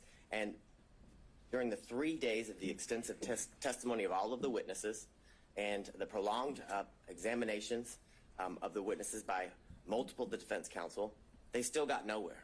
We're in the same position we were in on Monday. The same assertions that were made on Monday have no answers today as we're before Your Honor. They were not able to provide any evidence as to, or to the contrary of Ms. Willis and Ms. Wade's assertions of when their relationship began. There's absolutely no evidence that contradicts that the relationship did not begin later than or around March of 2022, Your Honor. I'd further submit to the court, because of this failure, that their assertion or their request that, one, the indictment be dismissed.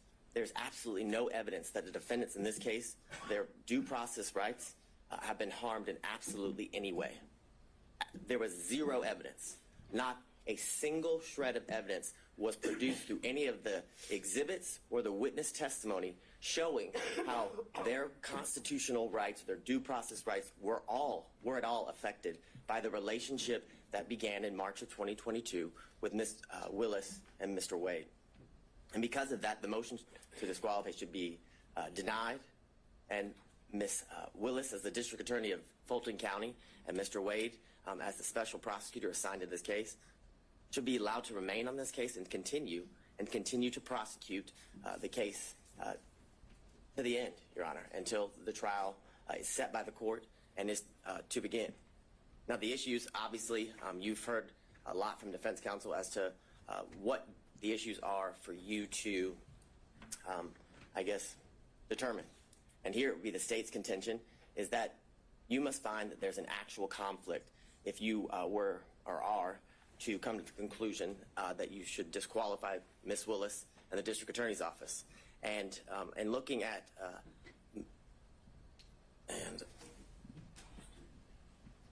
what I think you're talking about, is this Ventura? it's McGlynn v. State, McGlynn v. State, 342 Georgia Appeal 170. It's a 2017 case. In that case, as it talks about the standard of proof that the defense, or the burden that the defense must show and go to show an actual conflict, is they say it's a high standard of proof, which is definitely not a preponderance of the evidence, which is a much lower burden for any party who's trying to meet that standard of preponderance. But it's clear that what the standard is that it's a high standard of proof for both when determining whether there's an actual conflict and when there's forensic misconduct that is found, Your Honor. And I want to go through some of the cases that defense counsel has referenced as they argued here today and in their filings. And I guess the bright line standard, or the standard and the grounds for which disqualification is appropriate for Your Honor to be determining in all of the cases as it relates to disqualifying the elected district attorney is you either find that there's a conflict of interest or that there's been some sort of forensic misconduct. Those are, I guess, the two areas that Your Honor that is in your purview when you are looking to resolve an issue regarding disqualification. Now, in a recent case, Lee v. State, which is 224 Georgia, Lexus 31. It's a February of 2024 case here out of our appellate courts. And in that case, Justice Pinson wrote that a trial court did not abuse its discretion by failing to disqualify an assistant district attorney absent an actual conflict of interest. And that is the case that was ruled on by the Georgia Court of Appeals about a month ago, Your Honor. Now, the cases in which defense counsel have relied on in their briefs and here today, I would submit to the court the cites are misleading, many of them are inapplicable, and some of them actually support the state's position. And what I would say to you is that the defendants, in many instances, combine language from the multiple cases and kind of what I would say is misstates the law as it relates to what the law or what is required in order for an elected district attorney and their office to be disqualified. And what I would submit to the court is... Let's go back to that. Show me how. Yes. Show you how. So I think the first one they cited was battle versus the state. Certainly a conflict of interest or the appearance of impropriety would be the grounds of disqualification. Well, there are a number of these cases that seem to exclusively rely on the appearance of impropriety. right. So they acknowledge that there's some ambiguity here, that sometimes Whitworth gets cited to Ventura, and we've got this quote that comes up where it's just they only cite to an actual conflict that must be involved. But they acknowledge the ambiguity. You're saying there's no ambiguity whatsoever. I am saying that, and why I am saying that, why I would submit that to the court, is in all of those cases, they do reference the appearance of an impropriety, but they reference that because they also find there's an actual conflict in each one of those cases. So your position would be, your review of the case law, there's never been an appellate opinion that relied only on an appearance of impropriety. As it relates to a prosecutor or a district attorney, yes, that is what I'm saying. What I would say is in those cases, they do reference the fact that there is an appearance of impropriety, but they reference that fact because when you have an actual conflict, there's always an appearance of impropriety. And those are what those cases stand for. And I guess that is the main example of what I reference as they kind of combine the language from separate and different cases and tell you that the standard is an appearance of impropriety. And I would submit to the court that is not the standard. And in my first reading, like Your Honor, I did notice that the cases each reference the appearance of impropriety, but also that appearance arose from the fact that the court found an actual conflict in each one of those cases. So I won't belabor the point in going through all of the cases that the defense had cited, but what I would submit to the court in reading those cases is that I found that they kind of fell into 5 categories, that some that didn't concern disqualification at all, some that determined or that were about, I call it divided loyalty, which is a conflict that arises from representing becoming a prosecutor and then having represented the defendant prior to becoming a prosecutor, and then whether there's an actual personal interest in the outcome, and then others talk about whether the defendant was denied a fundamentally fair trial at the conclusion and of the case after conviction.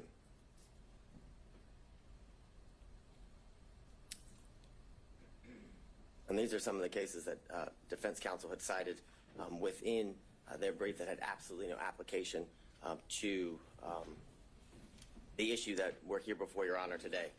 The first, McIver v. State, has nothing to do or has nothing related to the disqualification of anyone. And I think some of these are just relating to kind of aspiring for broad language about standards to prosecutors. So point taken there. But if there are more... All right, keep going.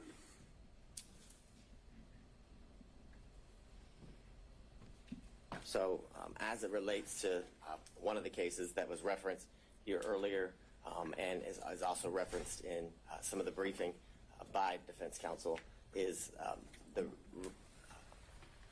Regested v. State, which is 287 Georgia 542, and all of the cases that fall under this, what I would call category, is about a attorney who formerly prosecuted a defendant in I guess the same type of case or the same case or similar charges, and that would be why the courts the courts found that disqualification would be necessary because of the relationship that existed between the former client and the now person who's being prosecuted, Your Honor.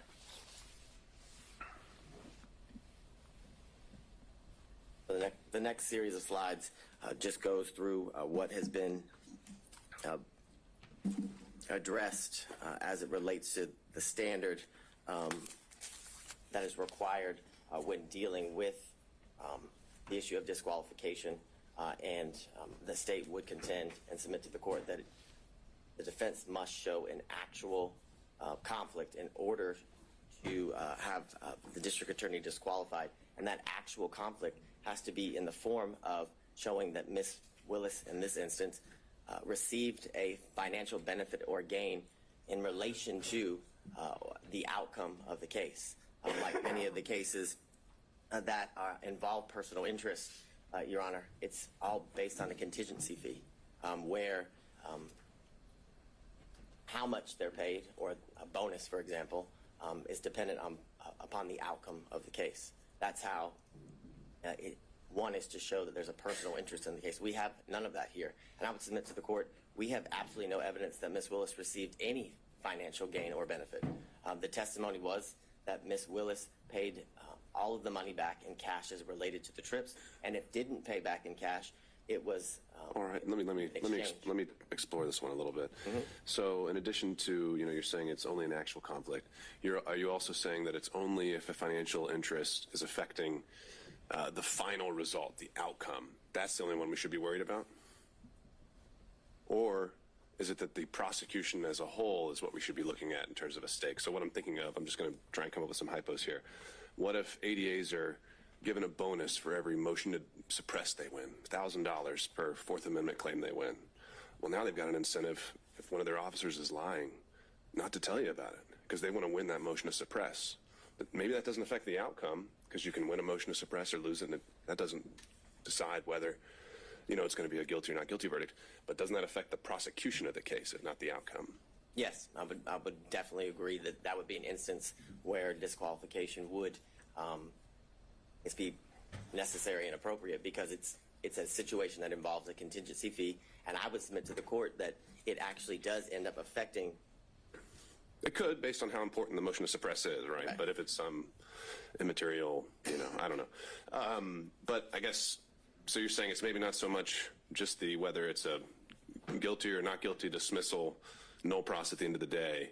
It is actually the conduct of the prosecution that should be looked at throughout the course of the prosecution. Correct, as it relates to how it affects the prosecution, which I would submit to the court ultimately is going to affect the end outcome of the case. If you have a contingency fee based on winning, or how, if you win a motion to suppress, and if you win, you get, a bonus, as Your Honor referenced. I think that is ultimately going to affect the end outcome of the case, because, as Your Honor just said, if there's an instance where an officer's lying, or that where there isn't a good faith to go forward with that motion, the prosecutor would go forward with regardless, because of the contingency fee, which not only affects the prosecution at that point of the proceedings, but ultimately is going to affect the entire case, because if they were to win a motion to suppress, or I guess the motion would be denied and the evidence wasn't suppressed, knowing that they didn't have a good faith basis to go forward affects the ultimate outcome of the case.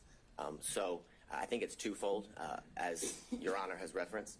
I think it's at that part of the procedure or the proceedings would definitely qualify for a reason necessary to disqualify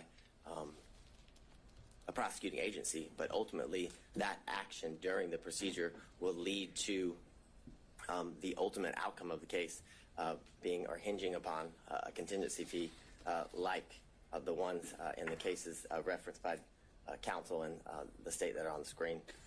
So getting into the language again, which you just had up there with greater amusements and amusement sales. Greater amusements is one of those. You refer to the appearance of conflict as dicta. Why do you think that's dicta? I think the quote from that one is, it guarantees at least the appearance of a conflict of interest. Why is that dicta? It seems very central to the holding in the case. Because I don't disagree with Your Honor, but in that case, an actual conflict was found, and the appearance. They didn't find that. I would disagree with Your Honor. My reading of the case is that an actual conflict was found, but because of that actual conflict, an appearance of impropriety was seen, and that's the reference, or why the state referenced that case in relation to the argument that an actual conflict is required.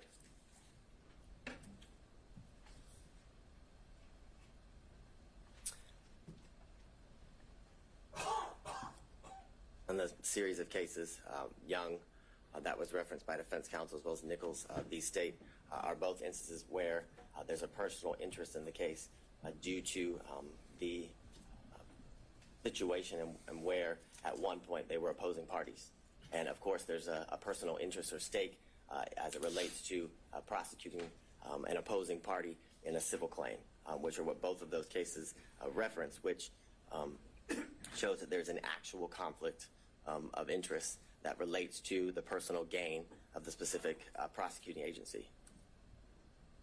And what do you make of Nichols' reference to, it's an older case. Sometimes the language can be what we're not accustomed to seeing, but there's, they refer to the metaphor of Caesar's wife, and generally when that's used as a ethical standard, that's something that goes beyond just an actual conflict, right? Isn't the beyond reproach getting more into appearance world? Is it getting beyond? No, isn't getting into the appearance aspect of things when we're talking about Caesar's wife. But I think it goes beyond that based on the language of the holding in that case, where it literally says that the individual had a personal interest in obtaining a fee by forcing a settlement in the civil case and using the criminal case as leverage.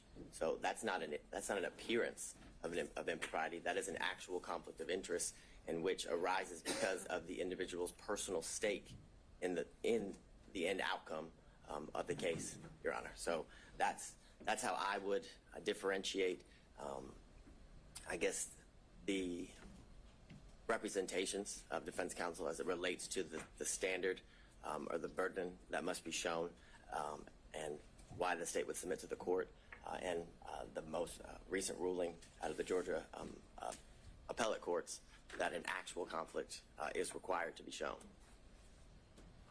So I'm going to skip through these series of slides. You've heard all about Whitworth.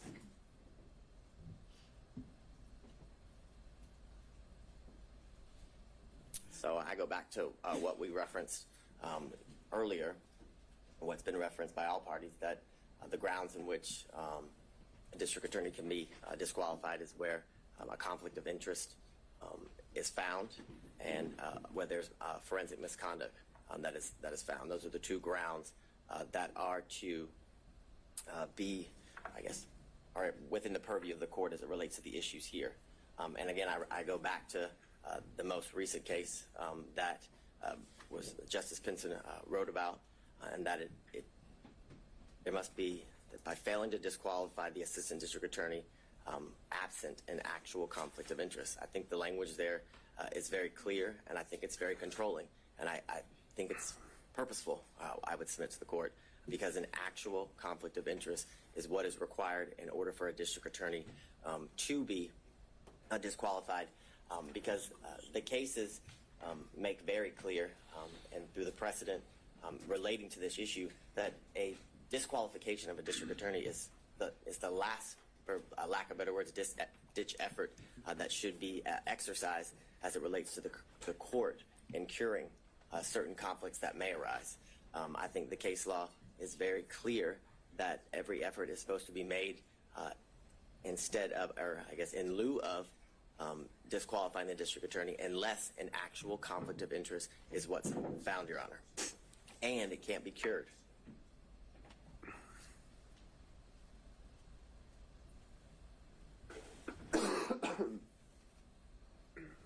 So what I would reference to the court, as was brought up earlier in Lyons v. State, 271, Georgia, 639, a 1999 case where it talks about a theoretical or speculative conflict will not impugn a conviction, meaning that speculation, conjecture, things of that nature, assumptions are not enough for anything to arise to an actual conflict. And what I would submit to the court as well, that goes to the fact that what it has to be shown is an actual conflict. If it's speculation. Is there any qualifier there, though, that's in a post-conviction context? So we're talking about, competent evidence. We're obviously in a pretrial phase here. I've wondered how much import to give that sentence when we're in a pretrial realm. That's assessing whether to overturn a conviction, and usually that's kind of an entirely different standard where we assess as a totality: was there a fair trial? Is there harmless error? I know there's no harmless error when it comes to disqualifications, but just a thought. If you have any reactions. Well, I think what Your Honor just said is pretty on point in the sense that if it's found that if the trial court either applied the wrong standard or should have disqualified the district attorney, it leads to an automatic reversal, like you said, and it goes back to the trial court. And I think that is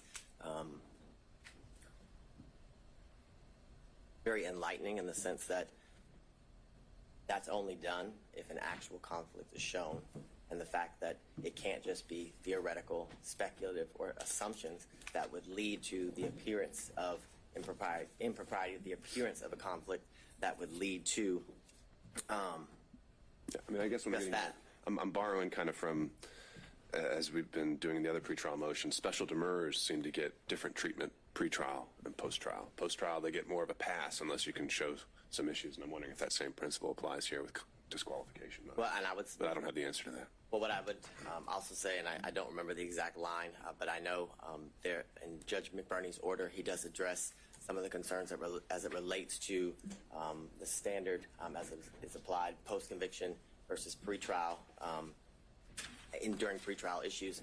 And what I would say to the court is that. So you're citing that in support? Because I didn't think the state was all that pleased with the analysis he applied. Well, what I'm citing. Legal analysis, that is. Well, I'm citing what you specifically referenced as to the standard that is to be applied pre-trial and post-trial, whether it makes a difference. And what I would say to the court is the answer is no, as it relates to the speculative nature of the allegations or the claims made by defense counsel as it relates to whether a conflict actually exists, Your Honor. What I can't do at the moment is point exactly to the page at the end of the state's argument. I can give you the page number as it relates to Judge McBurney's order. I think I know what you're talking about, the footnote where he references the appearance standard. Yes. All right, Correct. I'm looking at it. Further, in Lambie State, 267 Georgia 41, on page 42, it's a 1996 case where the court says, nevertheless, the conflict must be palpable and have a substantial basis in fact. A theoretical or speculative conflict will not impugn a conviction which is supported by competent evidence. Now, I understand as it relates to the post-conviction factor or the status of the case being in post-conviction based on Your Honor's earlier inquiry, but I would submit to the court that as it relates to the issue of disqualification, that the standard is the same whether it's post-conviction or pre-trial. In Bloomfield v. Bornstein, which is 247 Georgia 406, the 1981 case. In that case, it says the appellees have not shown us a case where a per se rule was applied to disqualify an attorney on the basis of an appearance of impropriety alone. The Georgia cases cited by the appellee do not stand for the proposition that a trial judge is authorized in Georgia to disqualify an attorney solely on the basis of an appearance of propriety, which further goes to the state's submission to the court that the standard is that an actual conflict must be shown, and that conflict that arises shows there's a personal stake of the district attorney as it relates to their personal financial gain that's being alleged.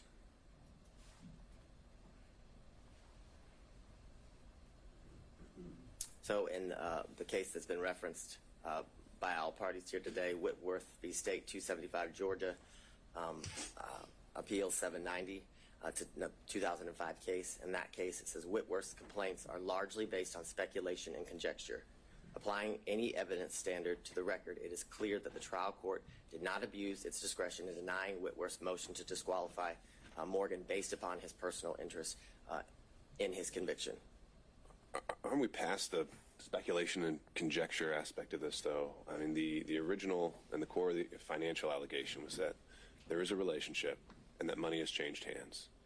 There's maybe still an open question of where the ledger stands, but I think it was conceded that that balance could run in one way or in the district attorney's favor. Is that contested? Yes. What's not contested is that a relationship did develop between and that purchases were made back and forth. That's the state's position. That is the state's position, but they were made back and forth. The purchases were made back and forth, either to equal the money that was spent by one party or the other, and if that wasn't done, cash was exchanged in order to equal the costs that were paid by either one of the parties. Right, but that's a facted issue, whether it was split even, or whether it goes a little bit one way or another, or whether it's all the way $10,000 one way or another. That's a fact and issue as a result of the hearing, but it's no longer just the theory that money changed hands is no longer speculation or conjecture. Well, I agree that money actually changed hands is not speculation and conjecture, but whether that money that changed hands had any financial benefit or gain to the district attorney, that is all speculation and conjecture. I would submit to the court. Absolutely all speculation and conjecture to harass and honestly embarrass the district attorney based on some of the questions that were asked that had absolutely nothing to do with the proceedings that we were here. For example, the lien on her alleged house, that was highly irrelevant, had nothing to do with the proceedings and the exchange of money between the district attorney and Mr. Wade. And the point of that line of questioning was to, again, embarrass and harass the district attorney in a way that was very public, and in a way that was to impugn her character as it relates to that line of questioning in front of the court, in front of anyone watching the proceedings as it unfolded. And the language in Whitworth, I would again submit to the court, requires that an actual conflict must be shown, which is why the reference to speculation and conjecture is again a reference, because speculation and conjecture leads to or equals an appearance of impropriety, not necessarily an actual conflict, which I submit to the court is what is required based on the case law.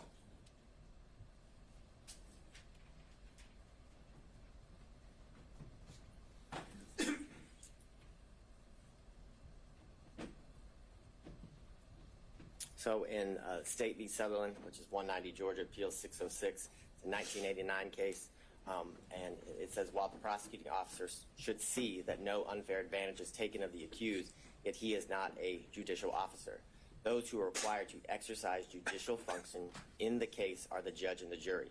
The public prosecutor is necessarily a partisan in the case. If we were compelled to proceed with the same circumspection as the judge and jury, there would be an end to the conviction of criminals, which goes to the premise that the appearance of impropriety is to apply to judges, not prosecutors.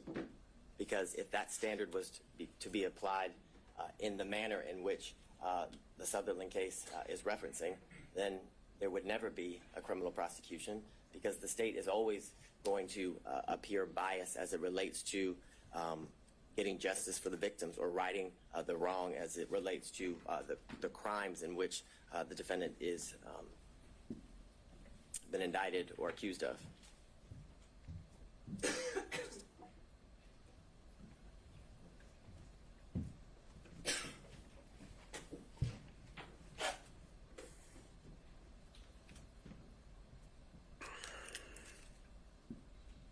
So I want to move into I guess the evidence that Your Honor saw and heard during the last couple of days 3 total days of testimony as it relates to the witnesses. You heard from Ms. Yurdy, who the state would contend is a disgruntled former employee. You heard from Terrence Bradley, also someone who is a disgruntled former partner. The text messages in the state's opinion show that he is vengeful. You heard from his own testimony here sitting before the court that all he did was speculate, and any information that he had and garnered and then passed on to Ms. Merchant was mere speculation. I believe he said that over and over again when asked if he had personal knowledge. My recollection is around 15 times he said he had absolutely no personal knowledge of a romantic relationship between the DA and Mr. Wade. You also heard from the special prosecutor, Mr. Wade, a former judge. You heard from the 80th governor of the state of Georgia, Roy Barnes. You heard from the first female elected district attorney of Fulton County, and you heard from her father, who was a 40-plus year practicing attorney in good standing when he left the practice of law. And what I would submit to the court is that Ms. Yurdy's testimony was nothing more than inconsistent at best, based on what I referenced to the court earlier as it relates to the representations that were made by her counsel prior to. Are those in evidence? Would his responses during a motion to quash, which weren't subject to cross-examination by defense attorneys, weren't even part of the evidentiary record of the hearing? Again, I'm just kind of puzzled by that. You didn't ask the question of Ms. Yurdy, what did you tell your attorney before coming here, and then we could have dealt with privilege issues and whatever else.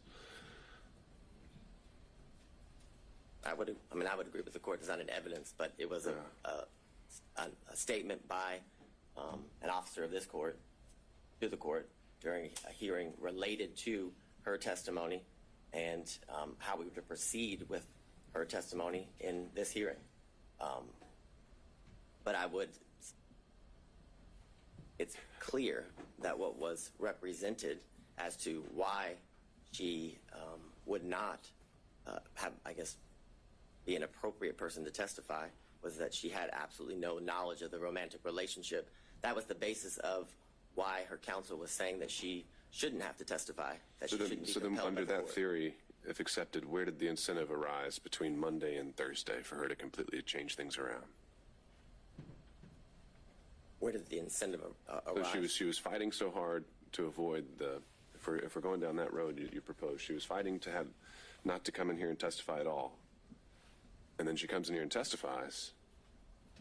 Why would she have testified the way she did if she didn't want to testify so strongly? If we're going down this road of trying to just gauge her interests and these kind of things, I don't know if I'm quite following that theory. And I can appreciate that, but I would say the reason she didn't want to testify, I would submit to the court, is because this is an incredibly public forum where she would have to testify against a former friend and a former boss. And I think the change, I wouldn't qualify it as an incentive. What I would qualify is ultimately when she was forced to testify, right, a motive and a bias as to why she testified in the manner in which she did. When asked by Ms. Merchant as to the reasons for her leaving, she kind of danced around the issue. And then as Ms. Cross asked her about whether she resigned or forced to leave, she was fired, she came out and said she was given the choice: you can either resign, but either way you're leaving. You're fired, or you can resign in a manner in which, she wouldn't be officially fired, when she's trying to get future employment and things of that nature. So I would submit to the court that there's absolutely no incentive. An incentive is not why Ms. Yurdy's testimony changed, or the state would contend her testimony changed, but it was the reason she testified the way she did was because of her bias towards the DA, which gave her motive to what the state would contend is be less than honest before the court. And I would. But if we're going to draw inferences based on her fighting the subpoena, why would she have fought it if she had such a bias and wanted to say these untruths? Because she didn't want to come on national television and have to be exposed to the things that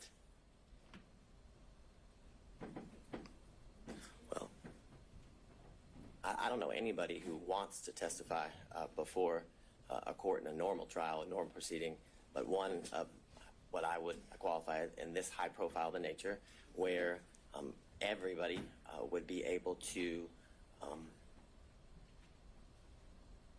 watch and learn what she has to say as it unfolds in the courtroom. And I'd further submit to the court there is reference to she left the DA's office in the text message that were submitted in, I believe, what is it, Defense Exhibit 39, that it's because she released confidential information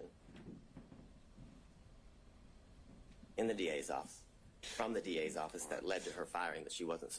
And I know I'm just because it's more conversational, which I appreciate. I know I might be getting you off script, so I don't want to use up all your time if you need to get through some other things. Next, Terrence Bradley, and I believe the one thing that the state and defense counsel can agree on, that he was less than honest at times during the proceeding and during his testimony. He, when pressed or asked by Mr. Sadow why he was fired, he basically chalked it up to a dispute between partners in a business. But when pressed by Ms. Cross, it was clear that that wasn't the reason. And what I would submit to the court, what has been referenced by defense counsel as baffling as to why the state would go into such a topic area. The state, as all counsel has when appearing before the court, has a duty of candor. And when Ms. Cross knew she was going to have to cross Mr. Bradley, she knew he lied. And she had a duty of candor to the court, in the state's opinion, to expose that. More importantly, it goes to his credibility and the statements that had been represented by defense counsel that he allegedly had made in the past. So it was important to bring that to the court's attention, because when a witness is testifying, the court is assessing their credibility and determined to whether to believe the veracity of the statements made by the witness or not. So that is the most important factor when determining whether somebody is telling the truth or a lie. Furthermore, he reluctantly, when pressed, finally admitted that he paid off the assault victim. Eventually it started with an escrow account and led to he did pay off the victim in that case. He testified over a span of 3 days, and like I referenced to the court, he must have said 15 times that he had no personal firsthand knowledge as it relates to the relationship between Ms. Willis and Mr. Wade. More importantly, when pressed by counsel, he could not pinpoint a time in which he knew that the relationship occurred. There were many instances in which he described that very well could have fallen within the time frame that was testified and by both Ms. Willis and Mr. Wade as it relates to the relationship beginning or transitioning into dating in March of 2022 and into the end of the relationship in August or the summer of 2023. And as I referenced to the court, the statements that Mr. Bradley made, the state would contend are inadmissible hearsay as it relates to the statements that he was pressed and asked about what Mr. Wade told him, because Mr. Wade was never confronted with those statements. And in order for impeachment to be proper, he must be confronted with the specific statements that are alleged to have been made in order to impeach him. Again, Mr. Bradley had every motive to lie. I believe the text messages are kind of clear, are very clear as it relates to his disdain towards Mr. Wade, which due to the fact that he was expelled or exiled from a thriving law practice, and it was clear that the practice and Mr. Wade sided with the alleged sexual assault victim, which is clear he assaulted her due to the fact that he paid her off. As I referenced earlier, Miss Merchant represented to the court that Mr. Bradley had personal firsthand knowledge basically of it all, of everything, and that he would be able to basically be an impeaching machine. I think Your Honor referenced him as the star witness when you were addressing the claims that were made by Ms. Cross in relations to Ms. Merchant's representations to the court. And what I would submit to the court is that all Mr. Bradley's representations as it relates to whether or when the relationship between Ms. Willis and Mr. Wade began, and whether they cohabitated, because that was a promise that was also made, that he would be able to impeach the investigators as it relates to cohabitation, was mere speculation, gossip, and innuendo. And this is, Your Honor. The impression I got, and we can correct this while we're all here together, is that Mr. Bradley directly overheard a statement from each of these individuals that they could be impeached with. Ms. Merchant, is that accurate? Directly overheard. Which ones are we talking about specifically? Well, essentially, that kind of seemed to be all of them. You had said Allen, Bond, Young, and then the investigators, Hill, Green, and Ricks, could all be directly impeached by statements overheard by Mr. Bradley. Yes. In reference to your question, the unequivocal answer was yes. And when Your Honor is looking through the text messages, I would submit to the court that the text messages don't even say or indicate what was represented to the court in relation to the good faith basis for this motion to disqualify as it relates to the testimony of and the ability to impeach witnesses through Mr. Bradley. What's been referenced by all counsel is Mr. Bradley's assertion of absolutely as it relates to whether the relationship existed prior to Mr. Wade's hiring. And the question in itself involves speculation, because it asks, do you think it started before she hired him? And he says absolutely. He doesn't say he knows. He doesn't provide any context as to how he knows. And in these text messages and through his testimony with the court, the source of his information was unclear. What I would say to the court, as to a lot of things, other than the one conversation that allegedly occurred between Mr. Wade and Mr. Bradley, and I would submit to the court that that conversation never occurred. That would be the state's contention. And how do we know that? We know that because that conversation was not confronted, or Mr. Wade was not confronted with that conversation. And that is evidence circumstantially, and I'd even say direct, as to that conversation non-existing. Because based on the representation made by defense counsel, it would be clear that that would be a conversation that would have been relayed to, because it wasn't privileged, as Your Honor found, that would have been relayed to Ms. Merchant. And if that conversation happened, you better believe that would have been a conversation that defense counsel would have confronted Mr. Wade with and against. And the reason they didn't do that was because it didn't exist. Again, you heard from Mr. John C. Floyd III, the district attorney's father. As Your Honor heard, he was a well-respected member of the legal community for over 40 years.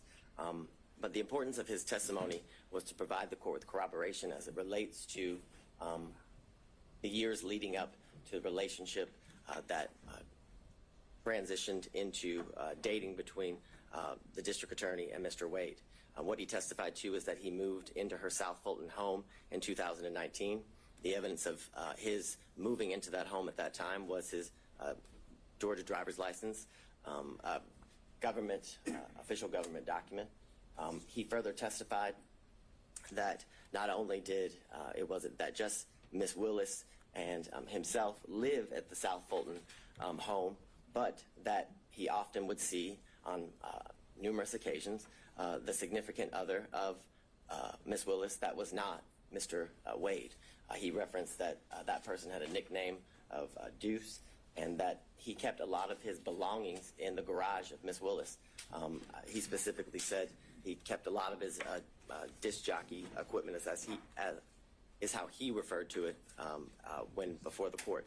He made very clear that he had never seen Mr. Wade at the South Fulton home that is owned by Miss Willis. He made clear that he lived in that home with Miss Willis and Miss Willis alone, other than her two daughters who would occasionally visit that home until after February of 2021. But what precipitated the soon move of Miss Willis to what I would reference as safe houses for her protection was a protest that occurred before her home in February of 2021. He then expressed to the court that Miss Willis moved in the spring of 2021, and that due to these threats that were taken very seriously, he had only seen his child 13 times. He said, in reference to the questions by defense counsel that were in a, and I'm just going to be straight up with the court, they were trying to make Miss Willis a liar, what is how I would submit to the court, in the sense that she testified that she was concerned for her safety and her family's safety, which included her father and her daughters, and that Mr. Floyd remaining in that home kind of rebutted all of that, made it so it wasn't true. But he testified that he stayed in the home because it was a home that she had put her blood, sweat, and tears in and was able to buy, and that he stayed in the home because there was constant officer presence. He told the court that he bought extra security equipment. He even went as far to tell the court that he slept in different rooms on different nights because he felt his safety was in such a concern. So I would submit to the court that line of questioning was done in an attempt to discredit Miss Willis, but failed. Would be how the state would characterize it.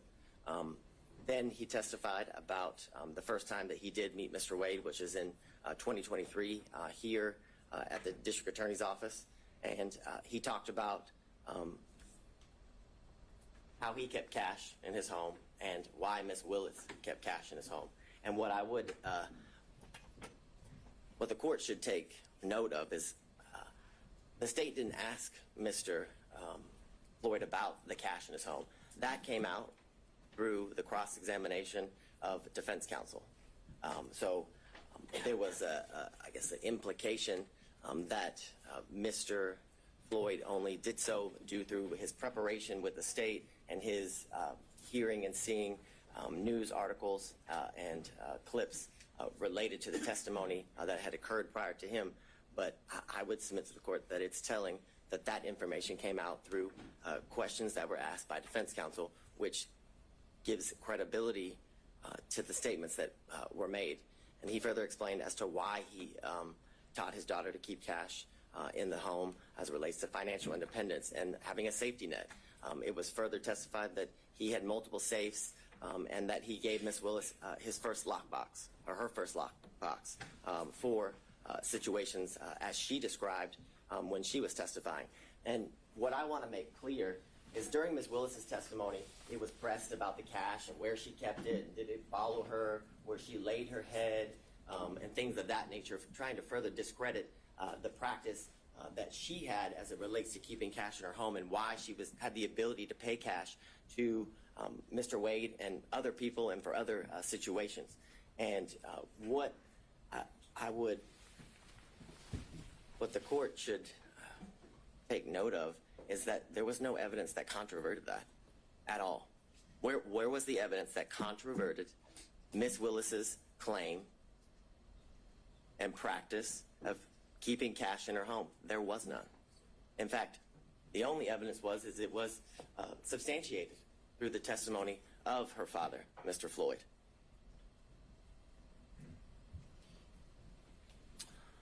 Furthermore, you heard from former Governor Roy Barnes, and his testimony was significant and important because how I would phrase it, Your Honor, is it debunks Let me, on this point, and I think you might have had a more recent opportunity to review his testimony than I have. You say on the slide that she was the first choice to lead the prosecution. Was that actually his testimony, or was his testimony that he was asked to come aboard? Did he use the words that he was asked to lead? Yes, it would be, that's my recollection, that he was asked to lead the prosecution. He was asked to he was asked to fill the position that Mr. Wade is currently in, which is the lead prosecutor. It was said in that way as well as it relates to the testimony of Mr. Barnes. So I think it would be very clear. My recollection is that he said lead, but what I can submit to the court that I know he also said that he was asked to fill the position that Mr. Wade is currently filling for the state of Georgia, which is the lead prosecutor. At that time, as special grand jury prosecutor, right? Yeah, the special, I guess, yeah, as the special prosecutor, lead the investigation, which led to the ultimate prosecution that we're here before Your Honor today. He also indicated that the reason he turned that job down was because it didn't pay enough. He said he had mouths to feed at his law firm, and that he also didn't want to live the rest of his life with bodyguards, because he had lived that for the years in which he was the governor of Georgia.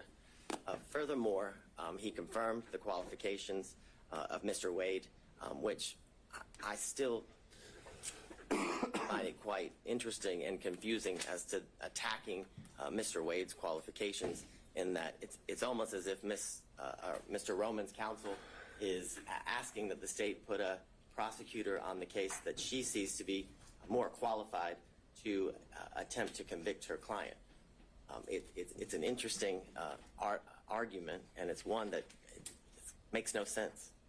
Furthermore, if you were to believe the claims and allegations as it relates to Ms. Willis' personal stake in the prosecution, the receiving of financial benefits and gains, then you'd have to believe that she was also dating Roy Barnes, the former governor, and Gabe Banks, in addition to Mr. Wade. If she has this grand plan scheme in order to profit off of the prosecution of this case, because that's what they're saying. Or they're saying that she telepathically or prophetically was able to know that Mr. Barnes and Mr. Banks would turn down the position so she could then hire Mr. Wade. It's ridiculous. It's absurd, and it's desperate. It's a desperate attempt to remove a prosecutor from a case for absolutely no reason, Your Honor, other than harassment and embarrassment. This slide, and we've been through a lot of the testimony. And I should be clear there, it was not introduced in evidence that Mr. Banks turned her down, right? How's that part of the record? Well, I'd ask the court to take judicial notices, has been asked repeatedly. Unless the district attorney had testified to that. I don't recall offhand.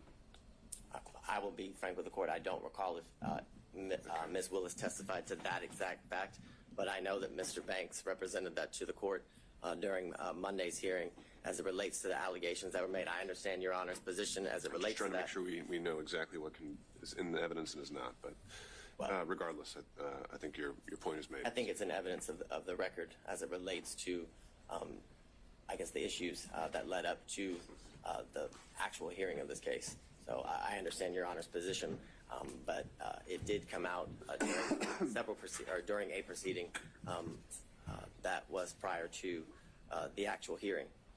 This slide is just a chart showing kind of the testimony of both the district attorney, Ms. Willis, and Mr. Wade, as it relates to how they met, how or when Mr. Wade became the special prosecutor, when their relationship evolved into a romantic one, talking about the trips in which they took after their relationship evolved into one that became romantic, and when it ended. And what, again, I would submit to the court is that those facts were consistent, and the only person who contradicted that when the relationship started was Ms. Yurdy. And what I would bring to the court's attention is that it was represented to the court that Ms. Yurdy was a witness other than Mr. Bradley who could bring to the forefront this issue of cohabitation. And when pressed and when asked about it, Ms. Yurdy had absolutely no information as it relates to this alleged cohabitation. It was false. She said she had no information. She was asked about trips. She said she had no information about the trips. Yet, she's such a good friend that Ms. Willis confirmed each year that Mr. Wade and her continue to be in a relationship 2019, 2020, 2021, until their relationship ended due to her forced resignation and splintering of their friendship, Your Honor. I guess several exhibits obviously were tendered in. Most of them were exhibits that came from the sealed divorce of Mr. Wade and Ms. Jocelyn Wade, contracts for legal services, trip itineraries, and the text messages. And I would specifically reference, prior to today, the only text messages that were before Your Honor were Defense Exhibits 26 and 27, which it's the assertion of defense counsel that what those show is that Mr. Bradley had information as it relates to the relationship starting prior to March of 2022, and that's just false. Those text messages do not contain that. It does not pinpoint, just as Mr. Bradley couldn't, when the relationship actually started. And furthermore, you have the testimony and the evidence of the text messages that it was mere speculation. If you, as Your Honor, reviews the full chain of text messages, it is clearly Ms. Merchant and Mr. Bradley going through what I can describe as nothing else other than a mere fishing expedition between the two of them at first, because it's asked about certain members of the DA's office who would have information as it relates just specifically, for one, Ms. Young. It is asked whether she would have information, and he had no idea. He said he assumed, he was speculating. And that is the same as each person that was subpoenaed in reference in the text messages. All of that was speculation. And you know it was speculation because not a single one of them testified. That's telling. Because if it wasn't mere speculation, if it wasn't mere gossip, and if it wasn't mere conjecture, each one of those people who were subpoenaed would have been called to testify, like District Attorney Willis was, like Mr. Wade was, in order to be confronted and then impeached by Mr. Bradley.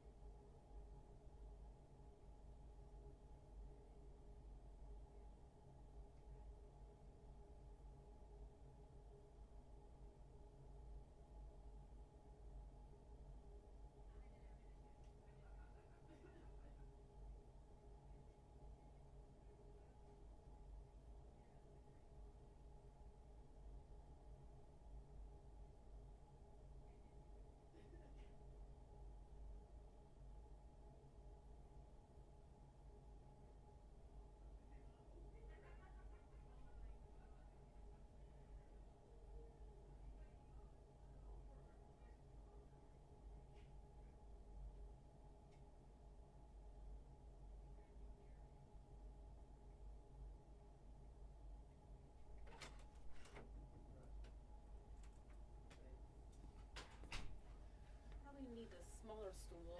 Okay. Can I have the cushion? Yeah, of course.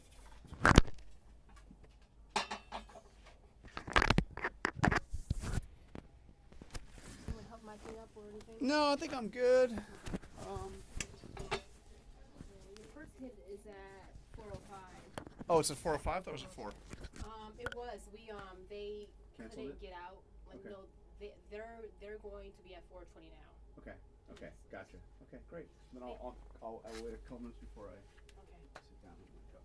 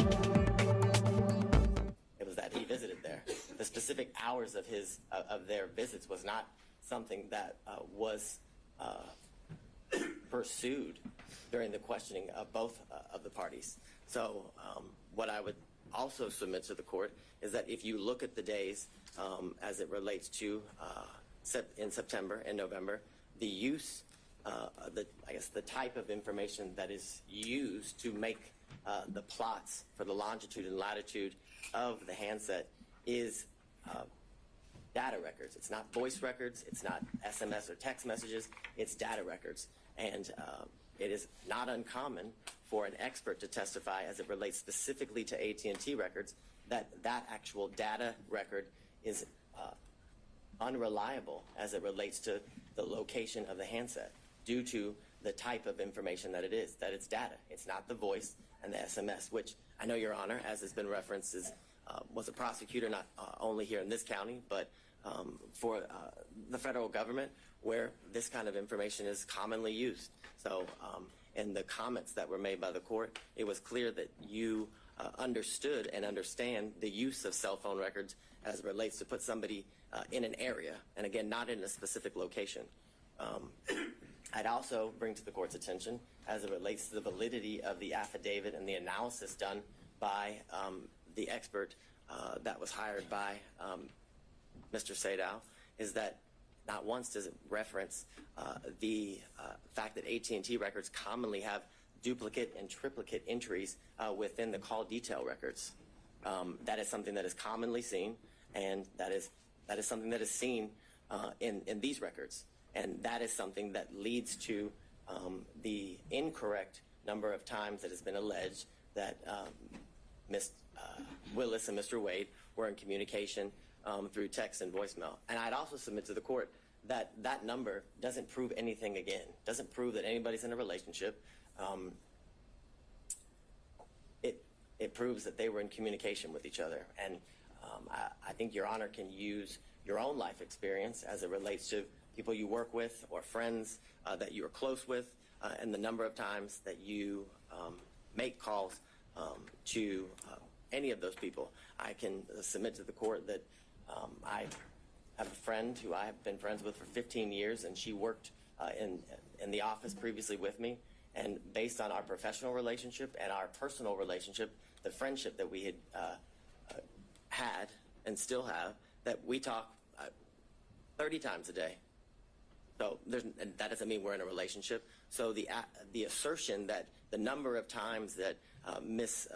Willis and Mr. Wade have spoken to each other, whether it's through text message or phone, it has no validity as it relates to them being in a relationship.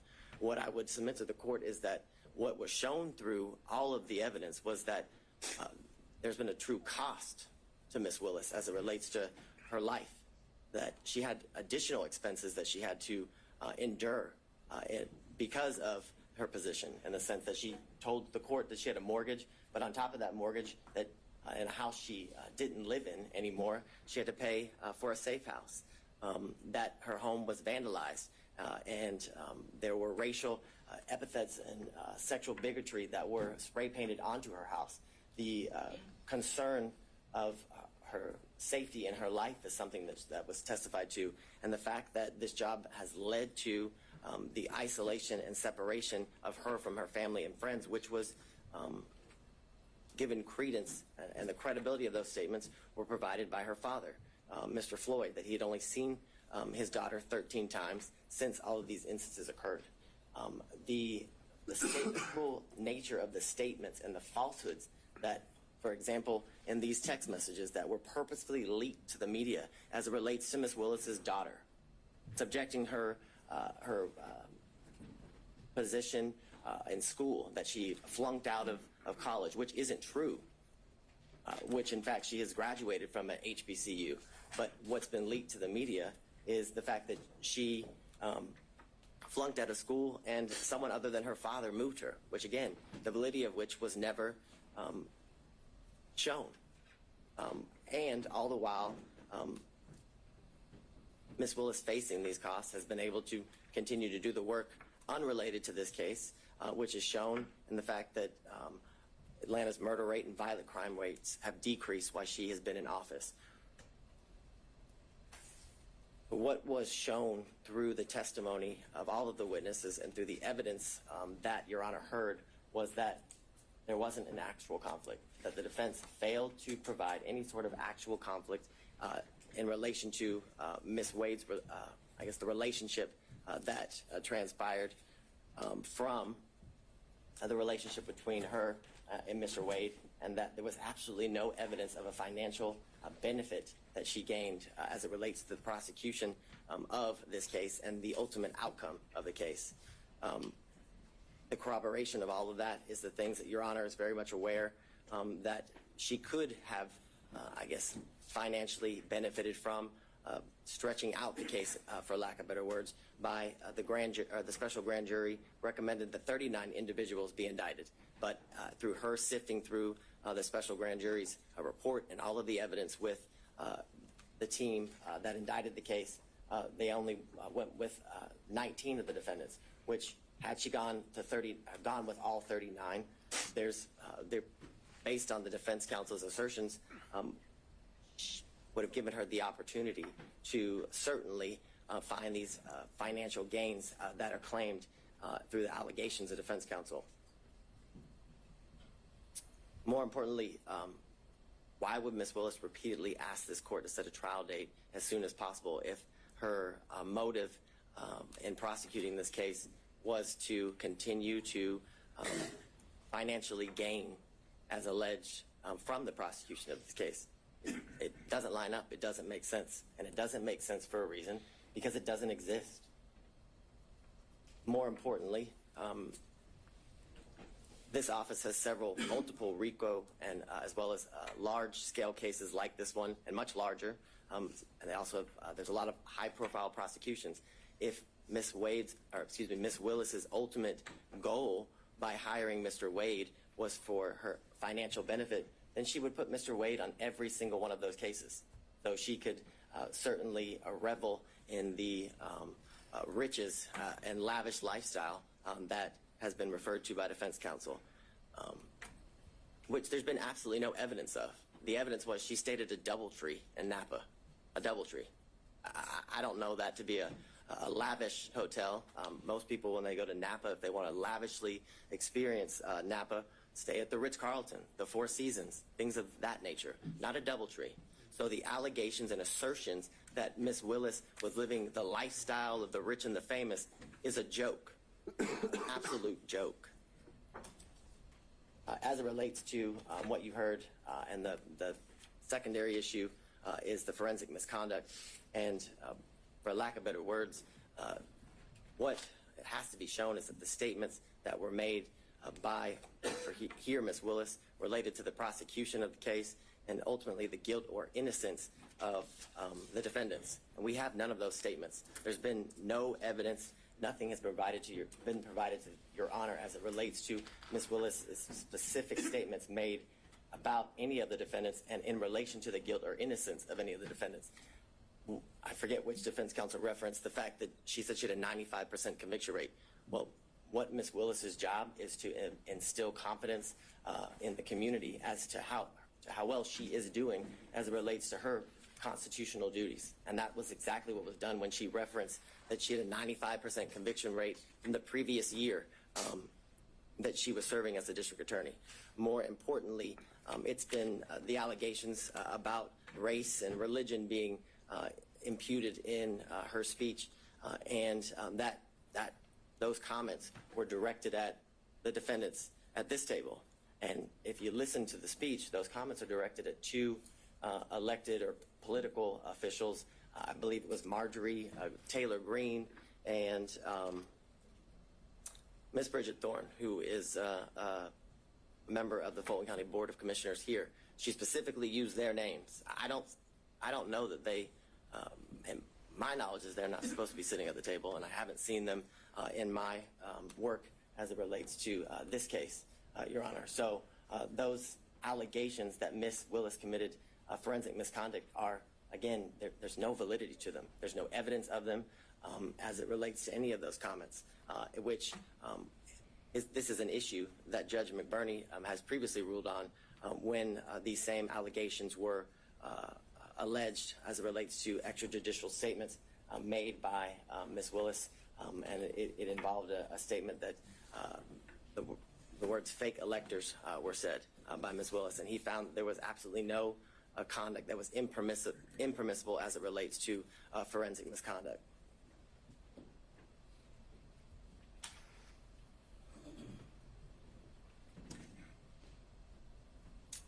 And I guess to drive home the point, at no point in any of the statements that were made and that are alleged here as it relates to the speech that she made at the church, at no point did she mention the guilt or innocence of any of the defendants. She, again, was merely responding to comments made by Marjorie Taylor Greene and Bridget Thorne, two other political officials, therefore making her comments not even close in the realm of any sort of forensic misconduct. What I find interesting is that defense counsel wants to make these allegations that Ms. Willis committed this forensic misconduct by the statements that she made in her defense, as two unrelated, to this case, public officials, criticized the job that she was doing.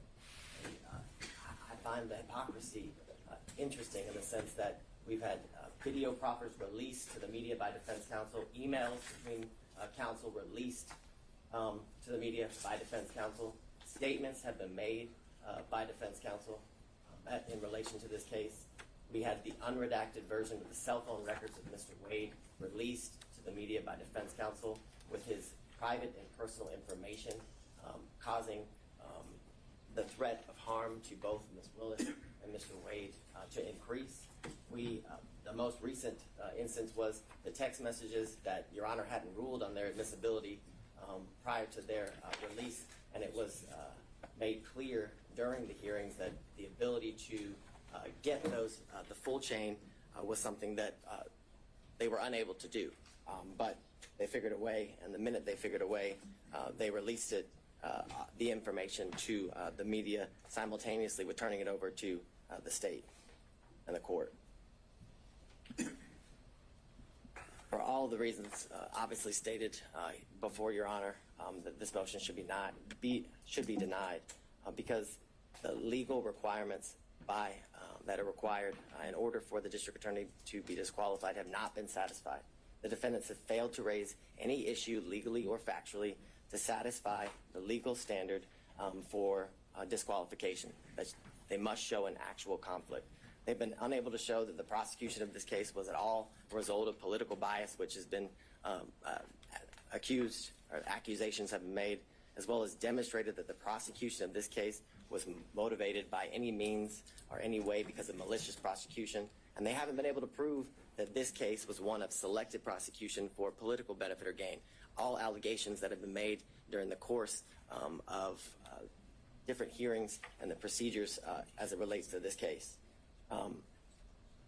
What I would leave the court with, and how the state started the argument, is that courts have been generally unreceptive, if not hostile, to attempts to disqualify prosecutors based on pervasive and institutional conflicts, which makes clear that the burden, that the standard is very, very high that must be met in order for an elected district attorney to be disqualified.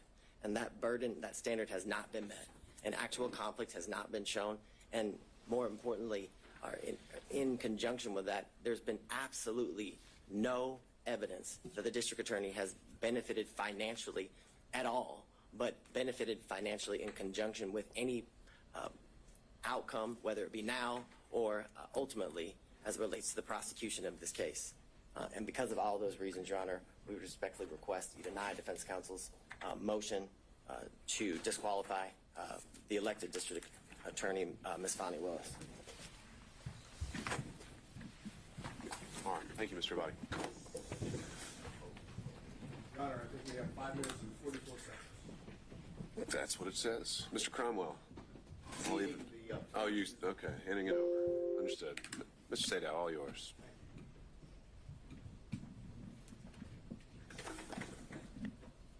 I'm going to do rebuttal, specific rebuttal.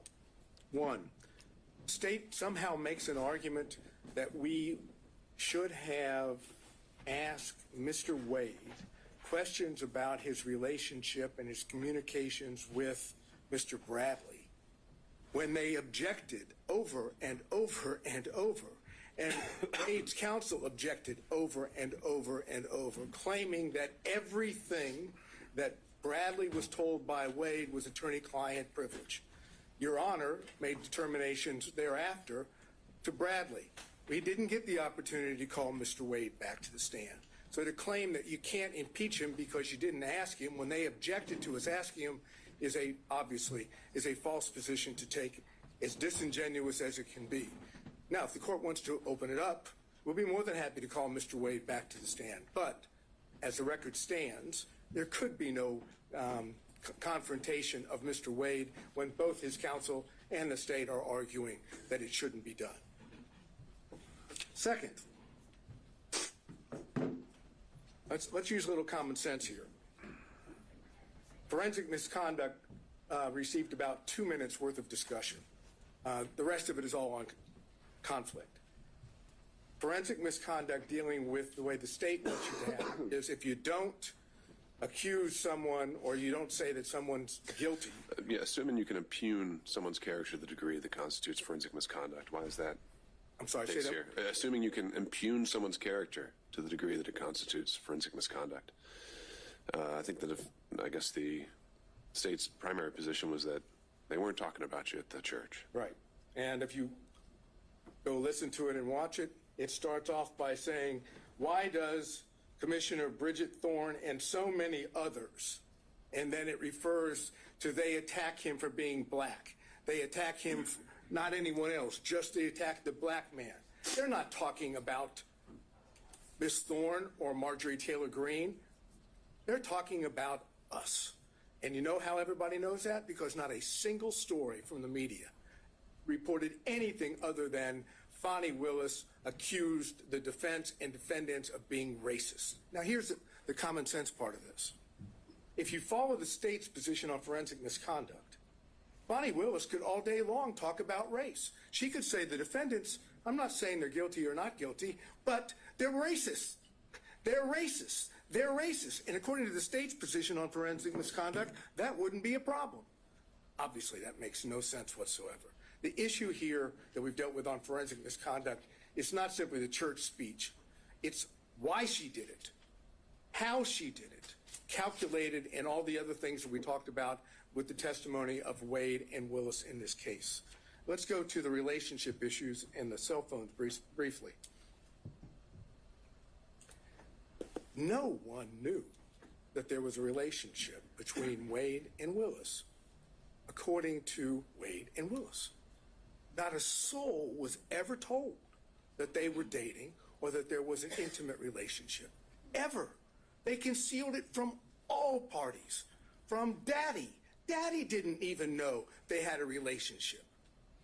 Suggest that somehow in the beginning of 2021, January to whatever it was into April, that they couldn't have met in Hapeville. They didn't meet anywhere that would allow the public to see them. That's the reason why they were meeting at Yertes, because no one else was ever there. Remember the testimony? Who else was there besides Mr. Wade and Miss Willis? Both of them agreed. No one ever went there except them. They didn't go to where Daddy was in Miss Willis's house because Daddy was there and Daddy would know. No other prosecutors knew. No one knows except who? The one person that knew was Bradley and Yerty. Yerty was the best friend at that time of Miss Willis, and Bradley was the partner of Wade. Now, the only way that Bradley can walk away from I have very little time, so I'll skip that. Let's go to something. Motive. That's an issue. Whose motive in this case is the strongest? Fani Willis, Nathan Wade. Because if they testify truthfully on every point, what happens if the relationship started before November 1st? They get disqualified. Who has the best motive of anyone to lie? They do. Who has the most at stake to lie? They do. Who wants to stay on this case for whatever the financial reason may be? They do. And more. Thank you, Mr. Sato. There it is. All right. Thank you, everybody. I think has been very much made clear by the argument and the made today is that there are several legal issues to sort through, several factual determinations that I have to make, and those aren't ones I can make at this moment. And so I will be taking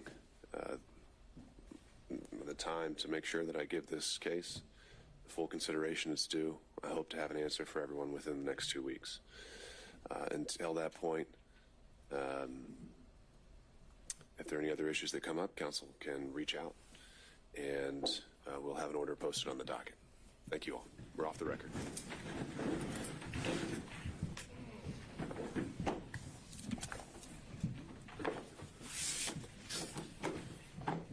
Thank you, Mr.